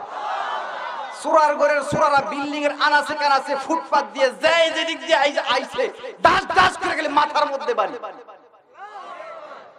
সুবহানাল্লাহ কইবেন না? এই আল্লাহটা আসেনিও নেই। কই আগের আল্লাহটা কিও না আসেনি। আজকে আলোচনাটা একটু ভিন্ন ধরনের আলোচনা তুলছি, এজন্য সুর কম দিতেছি, কথা বলতেছি। ভাল লাগতেছে আপনাদের? সব জায়গায় সুর চলে না। ঠিক না ভাই? ঠিক। কিছু কথা ডাইরেক্ট বুঝতে হয়। কই হে আল্লাহটা কেউ না আছে? আল্লাহ বুড়ো হয়েছে কেন? আপনারা কি কোন হে আল্লাহটা আসেনি? বদরের যুদ্ধে খব তালাশ করে দেখেন, বদরের যুদ্ধে সম্প্রসারণ হয়েছিল রমজান মাসে। ইসলামের ইতিহাস পড়লে যারা পড়তেছেন তারা বুঝবেন, বদরের যুদ্ধ হয়েছিল 17ই রমজান। ওই সময় বদরের যুদ্ধ ছিল। ওইখানে ছিল 313 জনের বাহিনী। বলে আল্লাহ কি, সেই আল্লাহ কি আছে কিনা একটু উদাহরণ নেন, সে আল্লাহ আছে কি নাই। 313 জনের বাহিনী যখন গেছে, রমজান মাস, এখন নমরুদের বাহিনী বলতেছে এইবার সুযোগ পাইছি, মুসলমান রোজা রাখবো আর রোজার সরলতার সুযোগ নিয়ে আমরা তাদের উপর ঝাঁপিয়ে পড়বো, রমজান মাসে তোর না খায়া থাকবো, শক্তি পাইবো কই। ঠিক না বেঠি? আপনারা কোন দিন যারা সত্যিকারের রোজাদার, যারা ইমানি রোজাদার, তারা যখন রোজা রাখে তাদের শরীর কি দুর্বল হয় না সবল হয়? তাদের মধ্যে ইমানি স্পৃহা আর শক্তি বেড়ে যায়। কথা বলেন ঠিক না বেঠি? আর বাড়ে নাও, কইতে দেয় এটা আল্লাহই জানে। আর কিছু লোক আছে দেখবেন, হুজুর কি কোন, কয় রমজান রোজা রাহি না, মানে রোজা রাহি না, কয় ইফতারি খায়, রমজান মাসে ইফতারি খায়। তো ইফতারি দেখবেন যারা রোজা রাখে তারাও খায়, আবার ইফতার যারা রোজা না রাখে তারাও খায়, যারা না রাখে তারাও খায়। ঠিক না বেঠি? এক রোজাদারের সামনে বসছি, বসার পরে এক হুজুর খাইতে খাইতে, ইফতারির সময় খাইতে খাইতে ফুট করে শব্দ হয়েছে, কি আলহামদুলিল্লাহ গেছে। কি গেছে? সেলোয়ারের রশিটা ছিঁড়ে গেল, একটু কমায় খান। আল্লাহ তো রমজান মাসে কমায় খাইতে কয় নাই, কোনো হিসাব নাই। ঠিক না বেঠি? খাই দেখা খায়, সেলোয়ারের রশি ছুটে গেছে, ফুট করে শব্দ হয়েছে। আবার এমনি খাই যায়, কিও খাও যেন দি, কয় অ্যালার্জি, বাগুনির মধ্যে অ্যালার্জি, কোথায় খানকে কয় খাইতেও মজা, চুলকাইতেও মজা। ঠিক না বেঠি? তো রমজান মাসের রোজা রাখলে ইমানি স্পৃহাও বাড়ে, শরীরে শক্তিও বাড়ে। ঠিক না বেঠি? বলছে খাওয়া গ্যাস্ট্রিক থাকে না রোজা রাখলে। ঠিক না বেঠি? বলতেছে মুসলমানদের শক্তি পাইবে কই, এই সময় মুসলমানদের উপরে ঝাঁপিয়ে পড়বো। কি খাওয়াটা খায়? নবী করিম সাল্লাল্লাহু আলাইহি ওয়াসাল্লাম বলছেন সুন্নতি খানা খাইবে। এক ভাগ খানা, কি এক ভাগ পানি আর এক ভাগ খালি। ঠিক না বেঠি? তো হুজুর যখন এরকম কথা বলছে, তা আমাদের নবী বলছে সুন্নতি খানা খাই তুই, এক ভাগ পানি পেটের ভিতরে, এক ভাগ খালি আর এক ভাগ খানা। তো এক হুজুররা আসলে বেতনি ভাই কত খাইতে পারে না, ভালো মন্দ খাইতে পারে না, আল্লাহ সুন্নতের দোয়াই দিয়া ফতুয়া দিয়া আমগরেও খাইতো মানা করে। ঠিক না বেঠি? কিছু আছে না সুদে, প্রত্যেক মাসে মাসে সুদে 10 লাখ 5 লাখ এই পর্যন্ত খায়। ঠিক না বেঠি? এই পর্যন্ত খাইতে খাইতে কয় হুজুর আমরা খাবো না, হুজুররা খাইবো, হুজুররা ছায়া দাও, আমরাই খাবো। খাইতে খাইতে এই পর্যন্ত খায়া ফেসার তো পুরো এরকম পিন্ডি বানায় লাইছে, বানাইছে আমাদের শরীরটা এমন করে ঝাক্কা মারছে একটা। কি রে মূল লাগে কে? তাড়াতাড়ি আমার ডাক্তারের কাছে লয়ে যা। দুইজনে ধইরা লয়ে গেছে ডাক্তারের কাছে। যাওয়ার পরে ডাক্তার আপনি বিপিটা মাপেন। তো বিপি মাঝে স্টেথোস্কোপ দিয়ে, বিপি মেশিন দিয়ে বিপি প্রেসার যখন মাপছে, প্রেসার তো কন্ট্রোলই আছে, সুগারটা মাইপে আসেন। সুগারটা যখন মাইপে আসে দেয় খালি পেটে 17। যারা ডায়াবেটিস আছে তারা বুঝবেন, খালি পেটে যদি ডায়াবেটিস 7-এর উপরে থাকে তাইলে আপনার ডায়াবেটিস, আর এর খালি পেটে 17। ওই কিউ মি আমনেরও তো আজরাইল এমনের পিছে পিছে ঘুরতেছে। কই কি কোন ডাক্তার সাহেব? আজরাইল তো আপনার পিছে ধরতেছে, আপনার তো ধরব। কি কোন না কোন বুঝলাম না। আপনার তো ডায়াবেটিস হয়ে গেছে, তো অনেক কেট তৈব, খানা কমাই দিতে হইব। কি কোন ইতান খানা কমাই দিব, ভাত কমাই খাই দিব। কয় ভাত 3 বার, 3 বার না, ভাত খাইতে হবে একবার, তাও আবার মাই পাই, এরকম কটোরা দিয়ে মাই পাই। যখন মাই বলছে তাহলে আপেল কমলা মালটা এগুলা কেমনে 4-5 কেজি? 4-5 কেজি না, 2-3টার বেশি যখন খাইবেন আজরাইল পিছনে দৌড়াইব। আপেল খাইলে 1 টুকরা, গরুর গোশত মোটামুটি আমি তো খাইলাই 2-3 কেজি। 2-3 কেজি না, 2 টুকরার বেশি খেলে আপনার আজরাইল পিছনে ঘুরতেছে। 1 টুকরা যদি খান, 1 টুকরা। তো এইবার খাইতে খাইতে সুন্নতি খানা, এইবার যখন ডায়েট কন্ট্রোল করে তেমন অবস্থা, ওই হুজুর আবার গেছে। কি আপনার শরীরে যেমন না দুষ্ট দুষ আসি অনেক হুবে গেছেন গা, কয় সুন্নত আদায় করি। তো এখন ওই লোক যখন চলে গেছে, এখন ওই লোক বলতেছে নবীর সুন্নত আদায় করবি না, কান্ডা দইরা আল্লাহ সুন্নত আদায় করাইবো। ঠিক না বেঠে? আবার সোয়ান ফুম, ওই হুজুর বলতেছে নবী করিম সাল্লাল্লাহু আলাইহি ওয়াসাল্লাম শক্ত বিছানায় ঘুমায় গেছে, আমাদের জন্য শক্ত বিছানায় ঘুমানো উত্তম। ওই হুজুররা খালি ফতোয়া দেয় শক্ত বিছানায় ঘুমানোর লাইগা, মাসে 5 লাখ টাকা সুদের উপরে। হুজুররা সোয়ান ফুম কই পাইবো কই থেকে? হুজুররা শক্ত করে ঘুমায়, আমগরও শক্ত করে ঘুমানোর লাইগা ফতোয়া দেওয়া শুরু করছে। হ্যাঁ, বাজারতে সোয়ান ফুম কিনে আনছে, সোয়ান ফুম কিনে না ঘরের বেড বুট যা সব জায়গায় সোয়ান ফুম দিছে। হ্যাঁ, এরকম সোয়ান ফুম সুন্দর ঘুমায়, আরাম করে। তেমন অবস্থা আরাম করতে করতে কয়েক মাস পরে ব্যাকবোন পেইন শুরু হইলো, মানে মেরুদণ্ডের ব্যথা শুরু হয়ে গেল। কি ও ব্যথাটা দি ব্যথা ব্যথা করে যেমন ওই তাড়াতাড়ি আমার ডাক্তার কাছে লয়ে যা, আমার পাছা ব্যথা করে। ঠেল্লা ডাক্তার কাছে নিয়ে গেছে। ডাক্তার যখন এক্সরে করছে দেখে মেরুদণ্ডের হাড্ডি একটা এমন হয়েছে। কয় আপনার পিছনে তো আজরাইল ঘুরতেছে। কয় কি কোন ডাক্তার সাহেব? কয় হ আপনার মেরুদণ্ডের হাড় দই তুই বাইরে এরকম হয়ে রয়েছে, তো তখন কে তুইব? কয় এখন আপনি মনে হয় নরম বিছানায় মনে হয় ঘুমান। কয় হ মিয়া কি কোন সোয়ান ফোমে ঘুমাই? ওই সোয়ান ফোম টোয়ান ফোম বাদ দিতে হইব, পারলে ফ্লোরে ঘুমাইবেন, নাহলে কাঠ বিছানায় শক্ত বিছানায় ঘুমাইবেন। ফোমে ঘুমাইবেন তো আজরাইল আপনার পিছে খাড়া। এবার ফোম উল্টায় নিয়ে কার ইয়েতে রাখছে, গোডাউনের স্টোরে রাখছে। তো হুজুর যখন আবার দাওয়াত খেতে গেছে, কি আপনার বিছানা দি খালি? সুন্নত আদায় করি। আবার আল্লাহ বলে সুন্নত আদায় করবা না, কান্ডা দইরা সুন্নত আদায় করাবো। ঠিক না বেঠে? এই যে সামনে রমজান মাস আসতেছে, রমজানের রোজা রাখার জন্য সবাই নিয়ত আছে তো ইনশাআল্লাহ? রোজাতে কি শক্তি বাড়ে না কমে? রোজাতে অবশ্যই শক্তি বাড়ে, বাড়ে ছাড়া কমে না। আমার ভাইরা, আমার বন্ধুগণ, এইবার যখন শাহজালাল রহমতুল্লাহি আলাইহি আযান দিছে, আযান দেওয়ার সাথে সাথে গৌর গোবিন্দের সমস্ত মহল তছনছ হয়ে গেল, ভারত উপমহাদেশে ঢুকলো। এই শাহজালাল রহমতুল্লাহি আলাইহি যখন ভারত মহাদেশে ঢুকছে, বদরের যুদ্ধের সেই কাহিনীর কথা কিন্তু আমি ভুলি নাই। বদরের যুদ্ধে গেছিল 313 জন। হে আল্লাহ, কি অনে আছে? এই কথাই তো আছিলাম।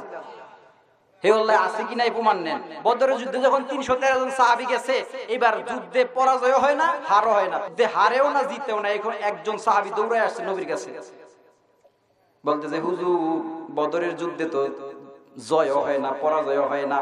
আমার নবী করিম সাল্লাল্লাহু আলাইহি ওয়াসাল্লাম ডাক দিয়ে বললেন, সাহাবীরা রে, আমার মনে হয় তোমরা আমার কোনো একটা সুন্নত আদায় করতেছো না। এইবার সাহাবীরা ডাক দিয়ে বললেন, হুজুর, কোন সুন্নত আদায় করতেছি না একটু আমাদেরকে বলে দিলে ভালো হইতো। এইবার আমার হুজুর সাল্লাল্লাহু আলাইহি ওয়াসাল্লাম বললেন, তোমরা মনে হয় আমার মেসওয়াক করো না, মেসওয়াকের আমলটা মনে হয় ছাড়িয়ে দিছো। এই মেসওয়াকের আমল একমাত্র সরমুনাই পীরের মুরিদ আর তাবলিগ জামাতের সাথী ভাইরা ইউজ করে বেশি। ঠিক না বেঠে? আমার ভাইরা রে, এই মেসওয়াকের কি ফজিলত! ওযু করার আগে 2টা গসা দিয়া যখন আপনি ওযু সম্প্রসারণ করবেন, নামাজ পড়বেন, 1 রাকাতে 70 রাকাতের সওয়াব আল্লাহ রাব্বুল আলামিন আপনার আমার আমল নামায় দিবে। এইবার নবী করিম সাল্লাল্লাহু আলাইহি ওয়াসাল্লাম বললেন, তোমরা সবাই মেসওয়াকের আমল করো, কিছুক্ষণের জন্য যুদ্ধ বিরতি থাক। এইবার ফেরাউনের বাহিনী তাকাইয়া দেখলো মুসলমান বাহিনী তো আক্রমণ করতেছে না। ব্যাপার কি মুসলমানদের মধ্যে কি হইল একটু দেখি।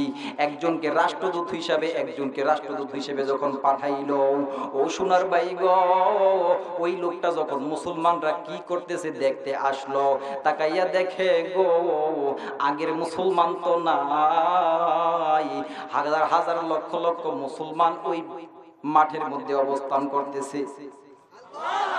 এই খবর যাইয়া দিল আবু জাহিলের কাছে। ডাক দিয়ে বললেন, নেতা গো, তাড়াতাড়ি আপনি এখান থেকে পালান, নাইলে আপনারও শেষ করবো, আমরাও শেষ করবো। তো কি হয়েছে? আগে যেই মুসলমান ছিল এই মুসলমান একটাও নাই, এই মুসলমান নাই। এখন যেই মুসলমান গুলো আইছে তাদের পাও গুলা জমিনে আর মাথাটা আসমানে। তাই নাকি? হয় আরেকটু পরিষ্কার ভাষায় দেখে আসো। আরেকটু কাছে গেছে, যাওয়ার পরে দেখে মুসলমানরা ওই এটা পর্যালোচনা করে আবার ফেরাও, আবার ওই ইয়ের কাছে আসছে, আবু জাহেলের কাছে আইসা বলতেছে, নেতা তাড়াতাড়ি ফালান। কই কি কয়? এইবার যা দেখি বড় বড় খাইজুরের গাছগুলা উফরে এই খাইজুরের গাছগুলা সাবাই সাবাই খাইতেছে মুসলমানরা। আগের মুসলমান মানে নাই, খাইজুর গাছ যখন এইভাবে সাবাই সাবাই খাইতেছে, আমরা মানুষ যদি ফার্ম করে তো হালুয়ার মতো ভর্তা বানায় খাই লাগবে। কই কষ্ট, তাড়াতাড়ি ফালা। আমার আল্লাহ রাব্বুল আলামিন বললেন, হাবিব, এই মেসওয়াকের আমল করার কারণে বদরের যুদ্ধে কি একটা স্পেশাল ক্ষমতা আমি দিয়ে দিলাম। ওই বেদুইনদের চোখের মধ্যে একটু পাওয়ার বাড়াই দিলাম। পাওয়ার বাড়াই দেওয়ার কারণে আপনারা যখন মেসওয়াক করতেছেন, সাহাবীরা যখন মেসওয়াক করে আর হেরা হেন থেকে দেখে খাইজুরের গাছ এমন করতেছে, হেরা খিলাইতেছে, চিন্তা করতেছে বড় বড় গজারের লাঠিগুলা গসর গসর গসর গসর করে খাইতেছে। আল্লাহু আকবার কইবেন না? এই কাহিনী দেখা কি এর যুদ্ধ, কি এর কি আবু জাহেল তাড়াতাড়ি ভালা। হালুয়ার মতো নাস্তানাবুদ করে দেবে। হে আল্লাহ কি আছে কি নাই? অবশ্যই আছে, অবশ্যই আছে। কিন্তু কেন আল্লাহ রাব্বুল আলামিন আজকে আমাদের এখনকার বাংলার জমিন তথা বিশ্বের ময়দানে সাহায্য করে না, সহযোগিতা করে না? নবীর আমলে সহায়তা করছে, সাহাবীদেরকে সহায়তা করছে, এখনকার আমলে করে না। তার একটাই মাত্র কারণ, এই মুসলমানদের ঈমান নষ্ট হয়ে গেছে। এই ইসলামিক মিডিয়ার মাধ্যমে বাংলার আনাচে কানাচে আমার দাওয়াতের কোনো অভাব নাই, কথা বুঝছেন? কিন্তু হক কথা সব জায়গায় বলি। আজকে মুসলমানদেরকে আল্লাহ রাব্বুল আলামিন সাহায্য করতেছে না, তার একটা মাত্র কারণ, মুসলমানদের ঈমান নষ্ট হইছে। এখন এই ঈমানটা কিভাবে নষ্ট হইল? সুদ এবং ঘুষের মাধ্যমে। কোন জায়গায় কইবেন সুদ ঘুষের কথা? হক কথা বলা যাবে না তো। মসজিদে যখন হুজুর ঘুষের বিরুদ্ধে কথা কয়, চাকরি শেষ। গোড়া সারা সাক্ষাৎ, কি হুজুর আপনারা এই মসজিদের ইমাম সাহেব? হয় তো আপনি গাটি গুটি সেলার মিস করলে গেলে কই যান? আপনি জানেন গতকাল রাত্রে আমার চাকরিটা খাই কই কেনা সভাপতি কই কে? আমি তো ঘুষের বাস করে বুঝি সভাপতি তো ঘুষ খাস। কথা বুঝছেন? সেক্রেটারি, আরে ভাই সেক্রেটারি সুদ খায়। কই কইবেন মসজিদে সুদ ঘুষের কথা বলা যায় না, মাহফিলেও সুদ ঘুষের কথা বলা যায় না। কয় হুজুর হ্যাঁ বিষয়ে কথা বলেন না। কে? আপনি যে 50,000 টাকা দাবি করছেন বা 20,000 টাকা দাবি করছেন, সুদখোরের কাছ থেকে 10,000 আনছি, ঠিক না বেঠে? মদ খোরের থেকে 5,000 আনছি, বেনামাজির থেকে 2,000 আনছি, আইনা আপনারে মিলাই দিম। তো আপনি এগুলা করলে তো আমার মানুষ থাকতো না, আর আগামী বছর আপনি হয়ে যেতেন না, ওয়াজ হইতো না, কইতে কালেকশন করুন, ঠিক না বেঠে? কোনো জায়গায় এগুলো আলোচনা হয় না।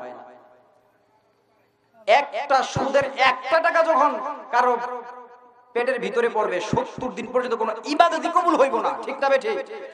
এই সুদ ঘুষ ঢুকিয়ে যাওয়ার কারণে বিভিন্ন পন্থায় ব্যাংকের মাধ্যমে আজকে সুদ, প্রত্যেক ঘরে ঘরে, গ্রামীণ ব্যাংক বলেন, ব্র্যাক ব্যাংক বলেন, এগুলোর মাধ্যমে ঘরে ঘরে ঘরে ঘরে সুদ প্রচলন হয়ে গেছে, ঠিক না বেঠে? এই কারণে আজকে মসজিদের ইমাম সাহেবদেরকে বলবো, সুদের বিরুদ্ধে কথা বলবেন, ঘুষের বিরুদ্ধে কথা বলবেন, কথা বলেন, ঠিক না বেঠে? যদি এদের বিরুদ্ধে কথা না বলতে পারেন, ইমানি দায়িত্ব পালন হবে না। কি হবে আলেম নামের বোঝা হয়ে সমাজেতে, পারো যদি সত্য কথা উচ্চ স্বরে না বলিতে, চাকরি ভয় করো যদি ছেড়ে দাও ওই না গদি, ঠিক না বেঠে? চাকরি ভয় করো যদি ছেড়ে দাও ওই না গদি, কি হবে ধোঁকা দিয়ে আল্লাহকে, কি হবে বেঁচে থেকে অযথা বিদ্যা শিখে, যদি না গড়তে পারি ঘুষবিহীন সমাজটাকে, সুদবিহীন সমাজটাকে, ঠিক না বেঠে? এজন্য আল্লাহ রাব্বুল আলামিন আমাদেরকে সুদ ঘুষ থেকে পবিত্র রাখার তৌফিক আল্লাহ রাব্বুল আলামিন আমাদের প্রত্যেককে দান করুন। যখন সুদের টাকা না খেয়ে আল্লাহর কাছে মুনাজাত করবেন, আল্লাহ আপনার মুনাজাত কবুল করবে। সুদ খেয়ে আপনি হজ করবেন, হজ কবুল হবে না। সুদ খেয়ে আপনি যাকাত দিবেন, যাকাত কবুল হবে না। সুদ খেয়ে নামাজ পড়বেন, নামাজ কবুল হবে না। সুদ খেয়ে দান খয়রাত করবেন, দান খয়রাত কবুল হবে না। তওবা না কইরা যদি মরিয়া যাও, একটা জিনিস আছে, এটা হলো বিনা হিসাবে জাহান্নাম, কোনো হিসাব ছাড়া, ঠিক না বেঠে? হিসাব ছাড়া জাহান্নাম। সুদ না খায়, সুদ ঘুষ না খেয়ে আল্লাহর কাছে মুনাজাত দিবেন, আল্লাহর সাথে সাথে আপনার মুনাজাত কবুল করবে তো করবেই, ঠিক না বেঠে?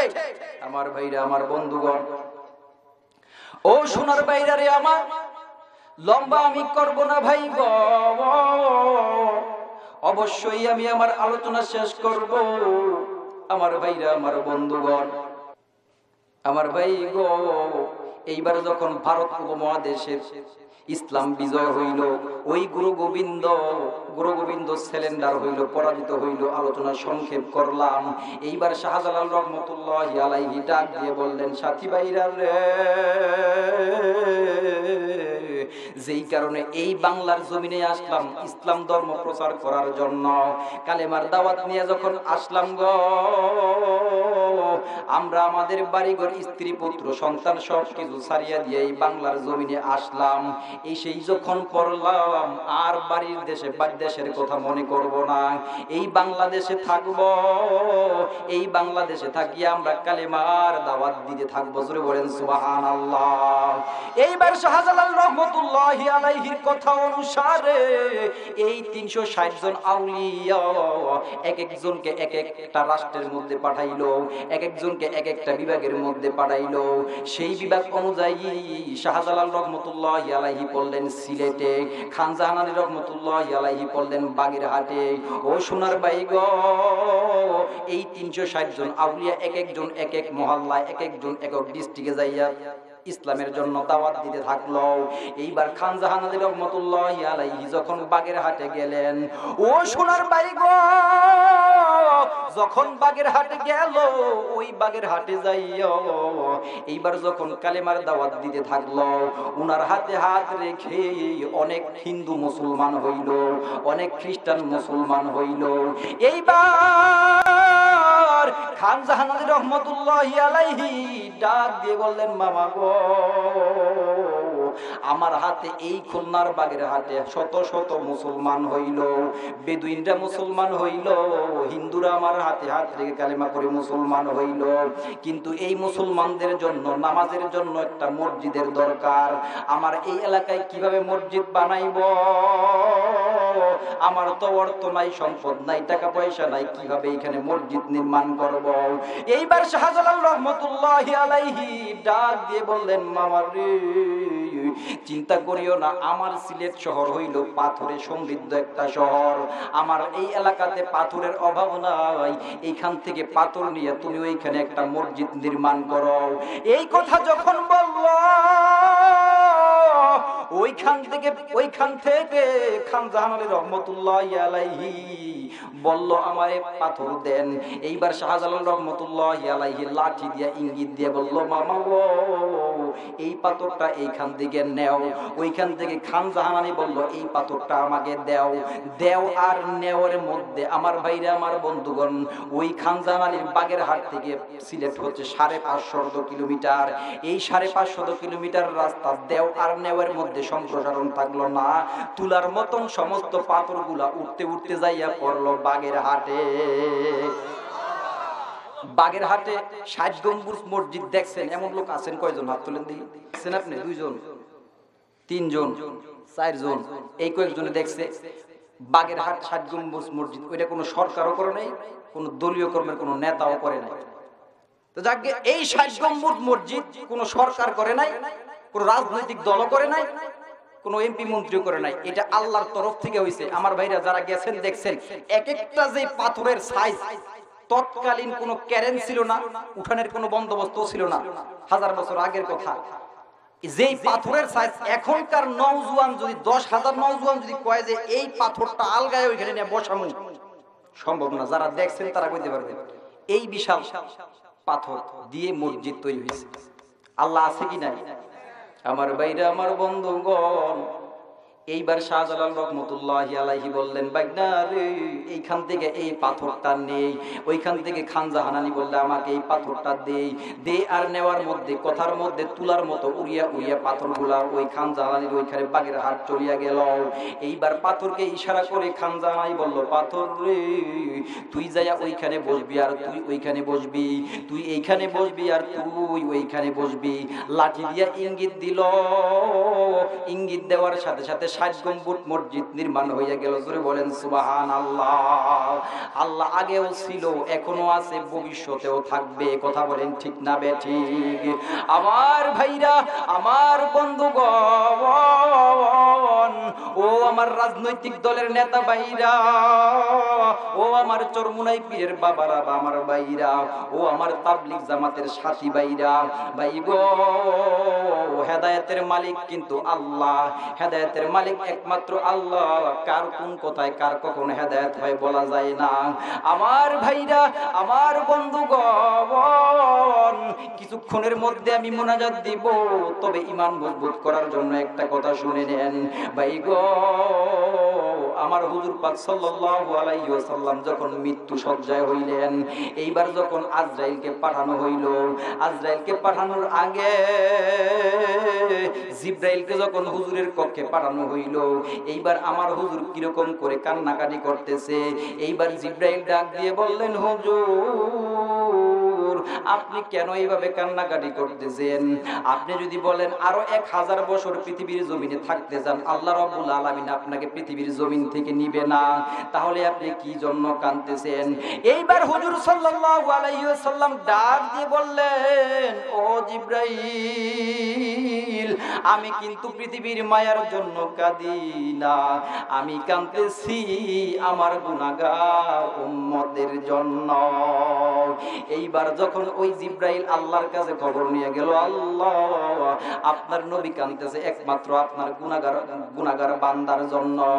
এইবার আল্লাহ রাব্বুল আলামিন ডাক দিয়ে বললেন, জিবরাইল তাড়াতাড়ি খবর দাও, আপনার কোনো টেনশন নাই, আপনার কোনো ভয় নাই, আপনার কোনো টেনশন নাই। আপনার উম্মতগুলো যদি পাপ করতে করতে, গুনাহ করতে করতে যদি সমুদ্র পরিমাণ করিয়াও ফেলেন, আমার ভাইরা, আমার বন্ধুগণ, আল্লাহ রাব্বুল আলামিন বললেন 1 বছর আগে যদি তওবা করে আমি আল্লাহ রাব্বুল আলামিন আপনার বান্দারে maaf করব।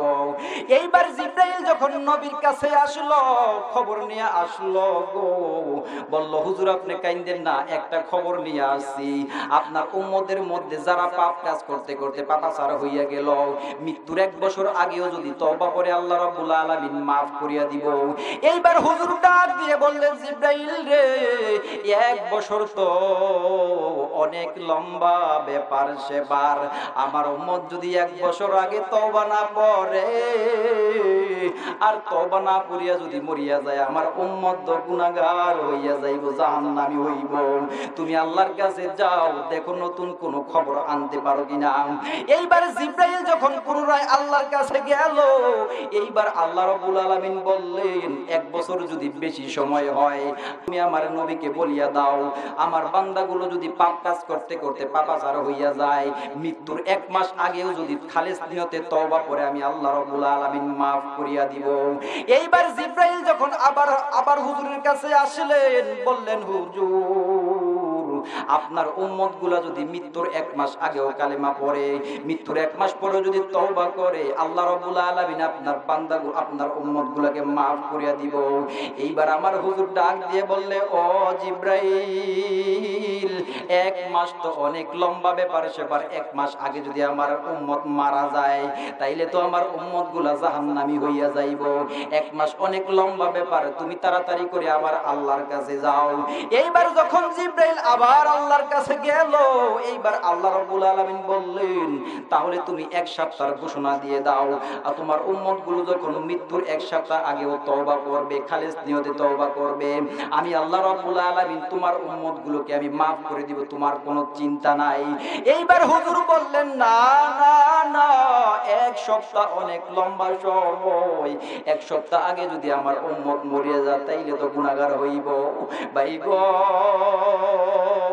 এইবার আমার আল্লাহ রাব্বুল আলামিন বললেন, হুজুর আপনি পরিষ্কার ভাষায় শুনিয়া নেন গো, আপনার উম্মতগুলা যদি মৃত্যুর সময়, মৃত্যুর 1 দিন আগেও কিংবা মৃত্যুর সময় যদি তওবা করে, আমি আল্লাহ রাব্বুল আলামিন আপনার এই বান্দাগুলোকে, আপনার এই উম্মতগুলোকে আমি আল্লাহ রাব্বুল আলামিন maaf করে দিব। জোরে বলেন সুবহানাল্লাহ। আমার ভাইরা, আমার বন্ধুগণ, এই কথাটা বলার কারণ হইল, আজকে যুব সমাজের মধ্যে কিছু একটা ফিতনা আছে ভাই গো, মদ, গাঁজা, হিরোইন আর ইয়াবায় যুব সমাজ ধ্বংস করিয়া দিল। ওই সমস্ত যুবক ভাইদের উদ্দেশ্যে আমি বলবো, ভাই গো, আমি মাহমুদুল হাসান সিদ্দিকী যদি জেনারেল লাইনে পড়াশোনা করার পরে আল্লাহ যদি আমাকে দ্বীনের রাস্তায় কবুল করতে পারে, আপনারা কেন আল্লাহর রাস্তায় আসবেন না, হেদায়েতের রাস্তায় আসবেন না? ও সোনার ভাই গো, আপনি পরিষ্কার ভাষায় একটা কথা শুনিয়া নেন। অনেক লোক আছে বলতেছে, হুজুর নামাজ পড়তে যাব লজ্জা লাগে, আল্লাহর কাছে চাইবো লজ্জা লাগে, আল্লাহ রাব্বুল আলামিন যদি আমার গুনাহটা maaf না করে, আল্লাহ যদি আমাকে ক্ষমা না করে। ও সোনার ভাই গো, পরিষ্কার ভাষায় একটা কথা শুনে নিন। আমার আল্লাহ রাব্বুল আলামিন বললেন, ওই সমস্ত বান্দাগুলোর দিকে আমার নেক নজর থাকে, ওই সমস্ত বান্দাগুলোর দিকে আমার স্পেশাল নজর থাকে, যেই সমস্ত বান্দাগুলো আমি আল্লাহ বিমুখতা হইয়া গেল, ভুল রাস্তায় চলিয়া গেল, ওই সমস্ত লোকগুলারে যখন আমি আমার আমার দিনের পথে না আনতে পারলাম, না আসলো, ওই সমস্ত লোকগুলোর দিকে আমার স্পেশাল ভাবে নজর থাকে। ও সোনার ভাই গো, উদাহরণস্বরূপ বলা যায় সাহারা মরুভূমির ভিতরে যখন কোনো একজন মা তার ছোট্ট বাচ্চা, নাবালক বাচ্চা যদি হারায় ফেলে, ওই মা ওই নাবালক বাচ্চাকে 1 দিন 2 দিন 3 দিন 4 দিন 5 দিন না পাইলে 1 মাস 2 মাস 3 মাস পর্যন্ত যখন না পায়, ওই মা কিন্তু পাগল পাগল পাগল পারা হইয়া যায়। খানা নাই, দানা নাই, ঘুম নাই, ও সন্তান সন্তান বলে চিৎকার করতে থাকে। ওই মা যখন ওই সন্তানগুলোকে না পাইলো, সন্তানদারে না পাইলো, সন্তানের মায়ায় জনম দুঃখিনী মা শুধু কান্নাকাটি করলো। কিন্তু 3 মাস পরে যখন আবার সন্তানটাকে ফিরিয়া পাইল, এইবার মা যেমন খুশি হইল, আমার আল্লাহ রাব্বুল আলামিন বলল, ও বান্দা, ওই মায়ের মনের ভিতরে মায়া দিছিলাম কিন্তু আমি আল্লাহ। ওই মায়ের ভিতরে 1% মায়া দিলাম, আর 99% মায়া আমি আমার ভিতরে রাখলাম। ও বান্দা, ওই মা যদি খুশি হইতে পারে, কত আল্লাহ বলা লোক আছো, আল্লাহ নাফরমানি কাজ করছো, আসো এখন আসো, তওবা করো, কালেমা পড়ো, নতুন করে তওবা করো, সামনে গুনাহ করবা না। ও সোনার ভাই গো, সামনে গুনাহ করবা না, এই বলি আল্লাহর কাছে কান্নাকাটি করো, আল্লাহ তোমার গুনাহ মাফ করিয়া দিব। ভাই গো, একটা সময় ছিল পড়াশোনা করার, কিন্তু বর্তমানে সেই সুযোগটা নাই। এই সুযোগটা একটা মাধ্যম আছে, চলতি ফিরতে ব্রাহ্মমান মাদ্রাসা আছে। আমার ভাইরা, আমার বন্ধুগণ, 10 বছর থেকে 70 বছর বুড়া পর্যন্ত আপনারা এই ব্রাহ্মমান মাদ্রাসায় পড়তে পারবেন। ভাই গো, নতুন করে তওবা করে শিখার জন্য, শিখার নিয়তে বের হয়ে যান, তাবলীগ জামাতে যান, চরমুনায় যান, চরমুনার ময়দানে যাইয়া দিলটারে নরম করেন, ইমানি স্পৃহা বাড়ান গো। এবং চলতি ফিরতি ফরজগুলো, সুন্নতগুলো, হারাম হালাম 5টা সূরা সহ, সূরা ফাতিহা সহ 5টা সূরা ভালো করে শিখার জন্য হুজুরের কাছে বলতে পারেন না ভাই গো, হুজুরের কাছে বলতে পারেন না, লজ্জা হয়। এই জন্য আল্লাহর রাস্তায় বের হয়ে যান, 10 দিন সময় দেন, 20 দিন সময় দেন, 1 চিল্লার সময় দেন, নিয়ত করেন 3 চিল্লা না দিয়ে আল্লাহ যেন মৃত্যুবরণ না করে। ও সোনার বাইরে, তাতে ফায়দা কি? আপনি হালাল থেকে কিভাবে বাঁচবেন, হারাম থেকে কিভাবে বাঁচবেন, এই সম্পর্কে ব্রাহ্মমান মাদ্রাসা হচ্ছে তাবলীগ জামাত। চরমুনায় যান, তাবলীগের ময়দানে যান, যায়া স্পৃহা বাড়ান। কথা বলেন ঠিক না বেঠিক? আলোচনা লম্বা করব না ভাই গো, একটা কথাই যথেষ্ট, যারা কোরআনের পক্ষে আছে তাদের পরিচালক কে? কোরআনের পক্ষে থাকলে পরিচালক কে? আর কোরআনের বিপক্ষে গেলে পরিচালক কে? শয়তান। আজকে বাংলার জমিনে কিছু কথা না বললেই নয়, দেশের বাহির থেকেও ফোন আসে, ইন্ডিয়াতে প্রোগ্রাম রাখছি, অন্যান্য জায়গায় যদি আল্লাহ কবুল করে যাব, সবাই দোয়া করবেন। গতকাল আমাকে ফোন দিয়ে একজন লোক আমাকে জিনিসটা অবহিত করায় দিছে যে হুজুর এই সম্পর্কে কথা বলেন না কেন, নিত্য নতুন ওয়াজ তো থাকে, আপনাদেরও আছে, আরো অনেক বক্তাদেরও দেখি, কিন্তু বর্তমান বাংলার জমিনে মুসলমানদের ঈমান নষ্ট করতেছে এক কিসিমের পীর। বাইরে যে গেল, এদের বিরুদ্ধে আপনি কথা বলেন না কেন? কিছু কথা বলার দরকার আছে কি নাই? দেখবেন হ্যাঁ 22 তলার বিল্ডিং এর ভিতরে বসে এরকম একটা ফ্যাট লইয়া হ্যাঁ ঘোষণা দেয়, মাঠে ময়দানে আইব না, 22 তলার ভিতরে বইয়া সিকিউরিটি দিয়া, গার্ড দিয়া হ্যাঁ ঘোষণা দেয়। আপনারা কি জানেন আমি ফাতেমার জামাই? আমার ছেলে একবার সৌদি আরব জেলে আটকা পড়ছে। হ্যাঁ বুঝা, ইউটিউবে আমি দেখলাম সার্চ দিয়া, দেওয়ানবাগী ভন্ডর বাচ্চা ভন্ড। আপনারা কি জানেন? হ্যাঁ হ্যাঁ কয়, আপনারা কি জানেন? হ্যাঁ মরছে, একটু হের ছেলা তো আমার দাঁড়াইবো, এই জন্য বিরুদ্ধে কিছু বলতে হইব, ঠিকটা বেঠে কমু কি কমু না? আপনারা কি জানেন আমার ছেলে সৌদি আরব জেলে আটকা পড়ছে? আমি রব্বুল আলামিনকে বললাম, হে রব্বুল আলামিন, আমার ছেলেকে উদ্ধার কর। রব্বুল আলামিন চিন্তিত, আল্লাহ বলে চিন্তিত।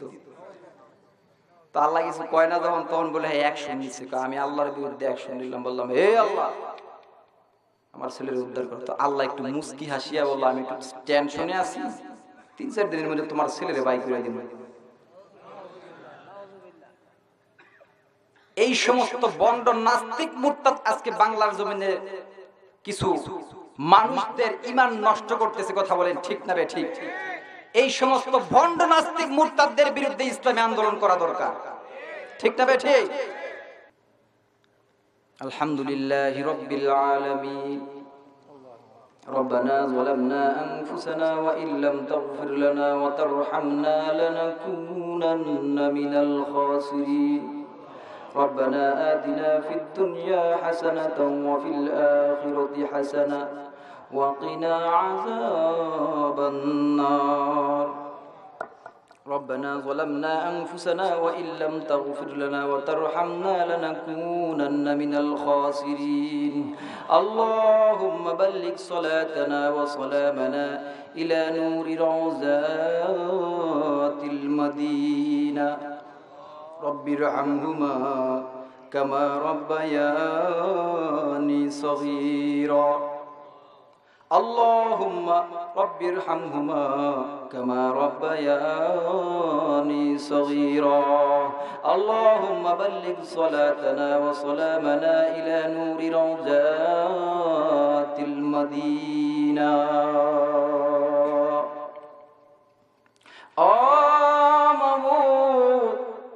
আমার আল্লাহ তুমি তাকাইয়া দেখো এই নিশিন রজনীতে অসংখ্য গরমকে উপেক্ষা করে আমি গুনাহগার সহ অনেক বাবারা বাইরা তোমার দরবারে হাত তুলছি। আমি মুসাফির মানুষ, গুনাহগার বান্দা, আমার দিকে না তাকাইয়া বুড়া বুড়া বাবাদের নিয়ে হাত তুলছি, ও হাজী সাহেবদেরকে নিয়ে হাত তুলছি, কোরআনের হাফেজদেরকে নিয়ে হাত তুলছি। মাবুদ দয়া করে মায়া করে আজকের মাহফিলে যারা আমার সাথে আমিন আমিন বলতেছে তাদের প্রত্যেকের নেক মনের বাসনাগুলো পূরণ করিয়া দাও। মাবুদ এই মাহফিলে এমন অনেক লোক আছে, মা আছে বাবা নাই, আবার এমন লোক আছে বাবা আছে মা নাই, আবার এমন লোক আছে বাবাও নাই মাও নাই। এই মুহূর্তে এই ময়দানের যাদের মা বাবা পৃথিবীর জমিনে নাই তাদের কবরখানা জান্নাতের বাগান বানাইয়া দাও। ও নরসিংদীর বাইরে আমার মা বাবারে কেমনে ভুলিয়া গেল, যেই মা 10 মাস 10 দিন তোমারে আমারে গর্বে বুঝাইল, যেই মা লাথি খাইয়া সহ্য করল,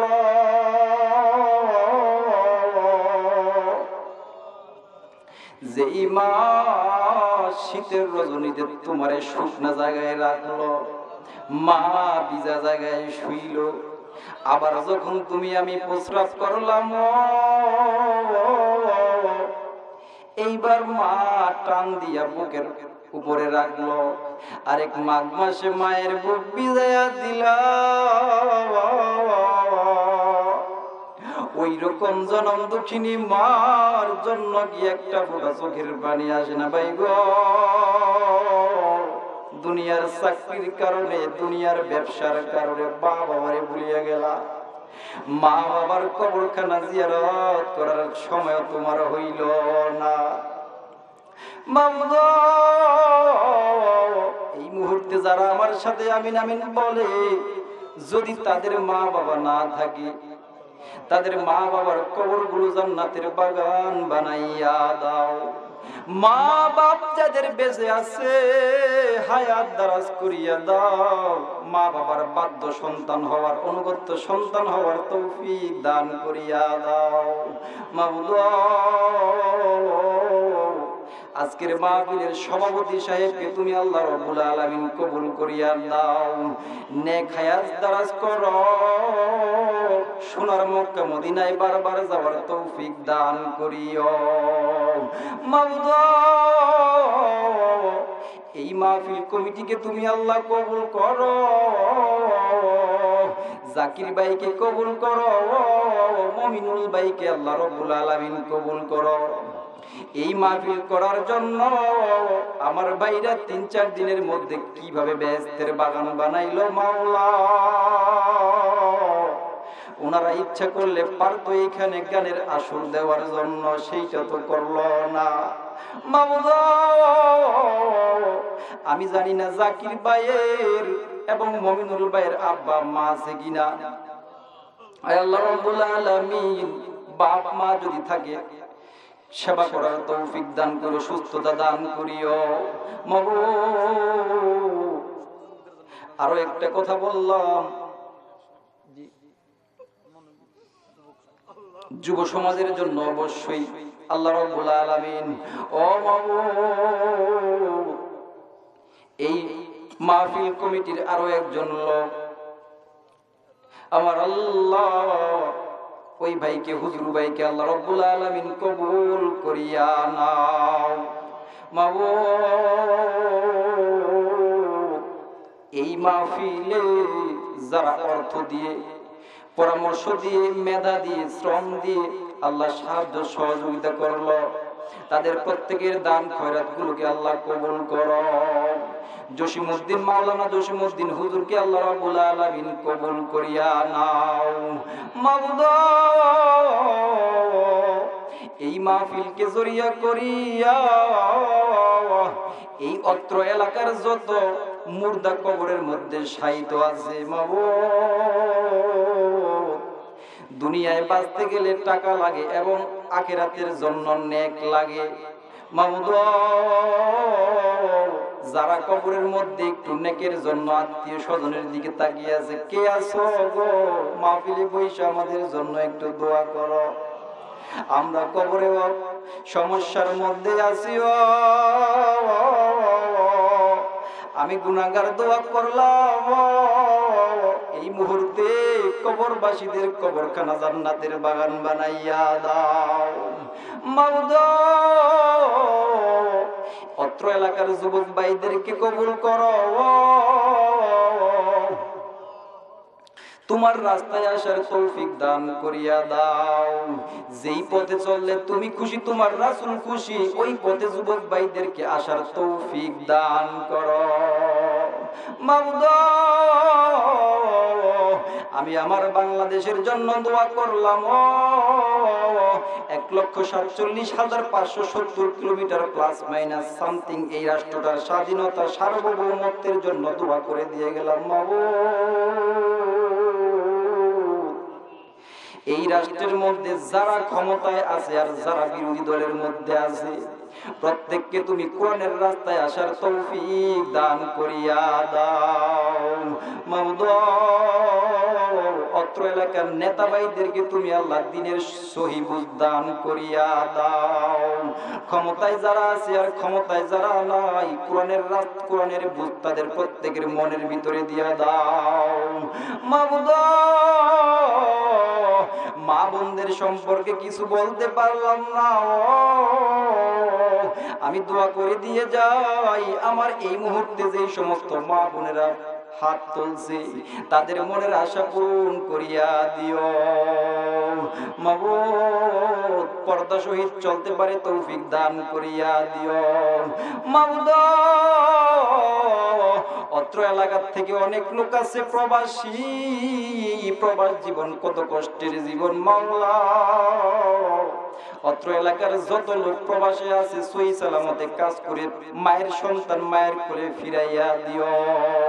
ছাত্র ভাইরা আছে, ইন্টার পরীক্ষা, এইচএসসি পরীক্ষা চলতেছে, যত ছাত্র ভাইরা বোনেরা এখানে আছে তাদের পরীক্ষার রেজাল্ট ভালো করিয়া দিও। চাকরিজীবীদের চাকরি প্রমোশন দিও। ব্যবসায়িক ভাইদেরকে তুমি আল্লাহ রাব্বুল আলামিন ব্যবসায় বরকত দিয়া দিও মাবুদ। প্রত্যেকটা বছর এইখানে কোরআনের মাহফিল হবে, এই জন্য সঠিক বুঝ তুমি সমস্ত লোকদের মনের ভিতর দিয়া দিও। মাওলা আমি আজকে গুনাহগার বান্দা এইখানে আসছি, আমি যদি এইখানে না আসতাম, অন্য একজন লোক যদি আসতো, আমার পরিবর্তে অন্য কেউ যদি আসতো, কোরআন হাদিস সম্পর্কে সঠিক বুঝাইতে পারতো, আমি আমার দায়িত্ব পালন করতে পারলাম না, সঠিকভাবে বুঝাইতে পারলাম না, এই জন্য আমাকে ক্ষমা করিয়া দিও মাওলা। এর মধ্যে যত ভুল ত্রুটি বেয়াদবি হয়েছে নিজ গুণে ক্ষমা করিয়া দিও। যা কিছু বললাম ইমানি দায়িত্ব নিয়ে বক্তা এবং শ্রোতা সবাইকে আমল করার তৌফিক দান করিও মাওলা। এই ইসলামিক মিডিয়ার জন্য দোয়া করে দিয়ে গেলাম। ও মাওলা, আমার নাসিরউদ্দিন ভাইকে তুমি আল্লাহ কবুল করো মাওলা। উনি একটা নতুন চাকরি পেয়েছে, চাকরিতে আল্লাহ রাব্বুল আলামিন প্রমোশন দিয়া দিও। ও মালিক, আজকের মাহফিলখানা তামাম পৃথিবীর সকল দেশে ছড়াইয়া দিও, মুসলমানদের ঘরে ঘরে বারে বারে পৌঁছাইয়া দিও এই মাহফিলখানা। মাওলা আরেকটা কথা বলবো, এই কথা বলে আল্লাহ রাব্বুল আলামিন বিদায় হইয়া যাইব। বলেন আল্লাহ আমার গুনাহ মাফ করছনি।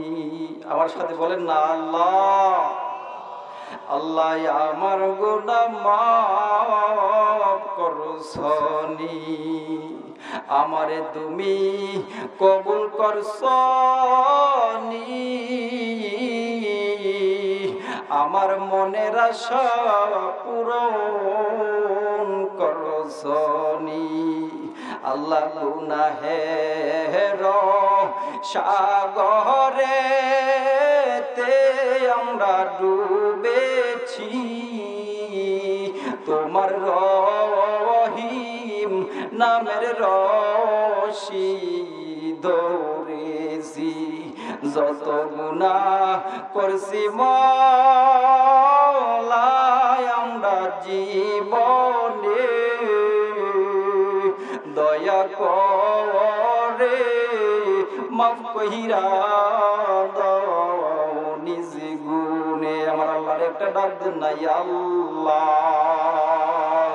আল্লাহ আল্লাহ আল্লাহ আল্লাহ। আদর করিয়া মানুষ আল্লাহ বানাইয়া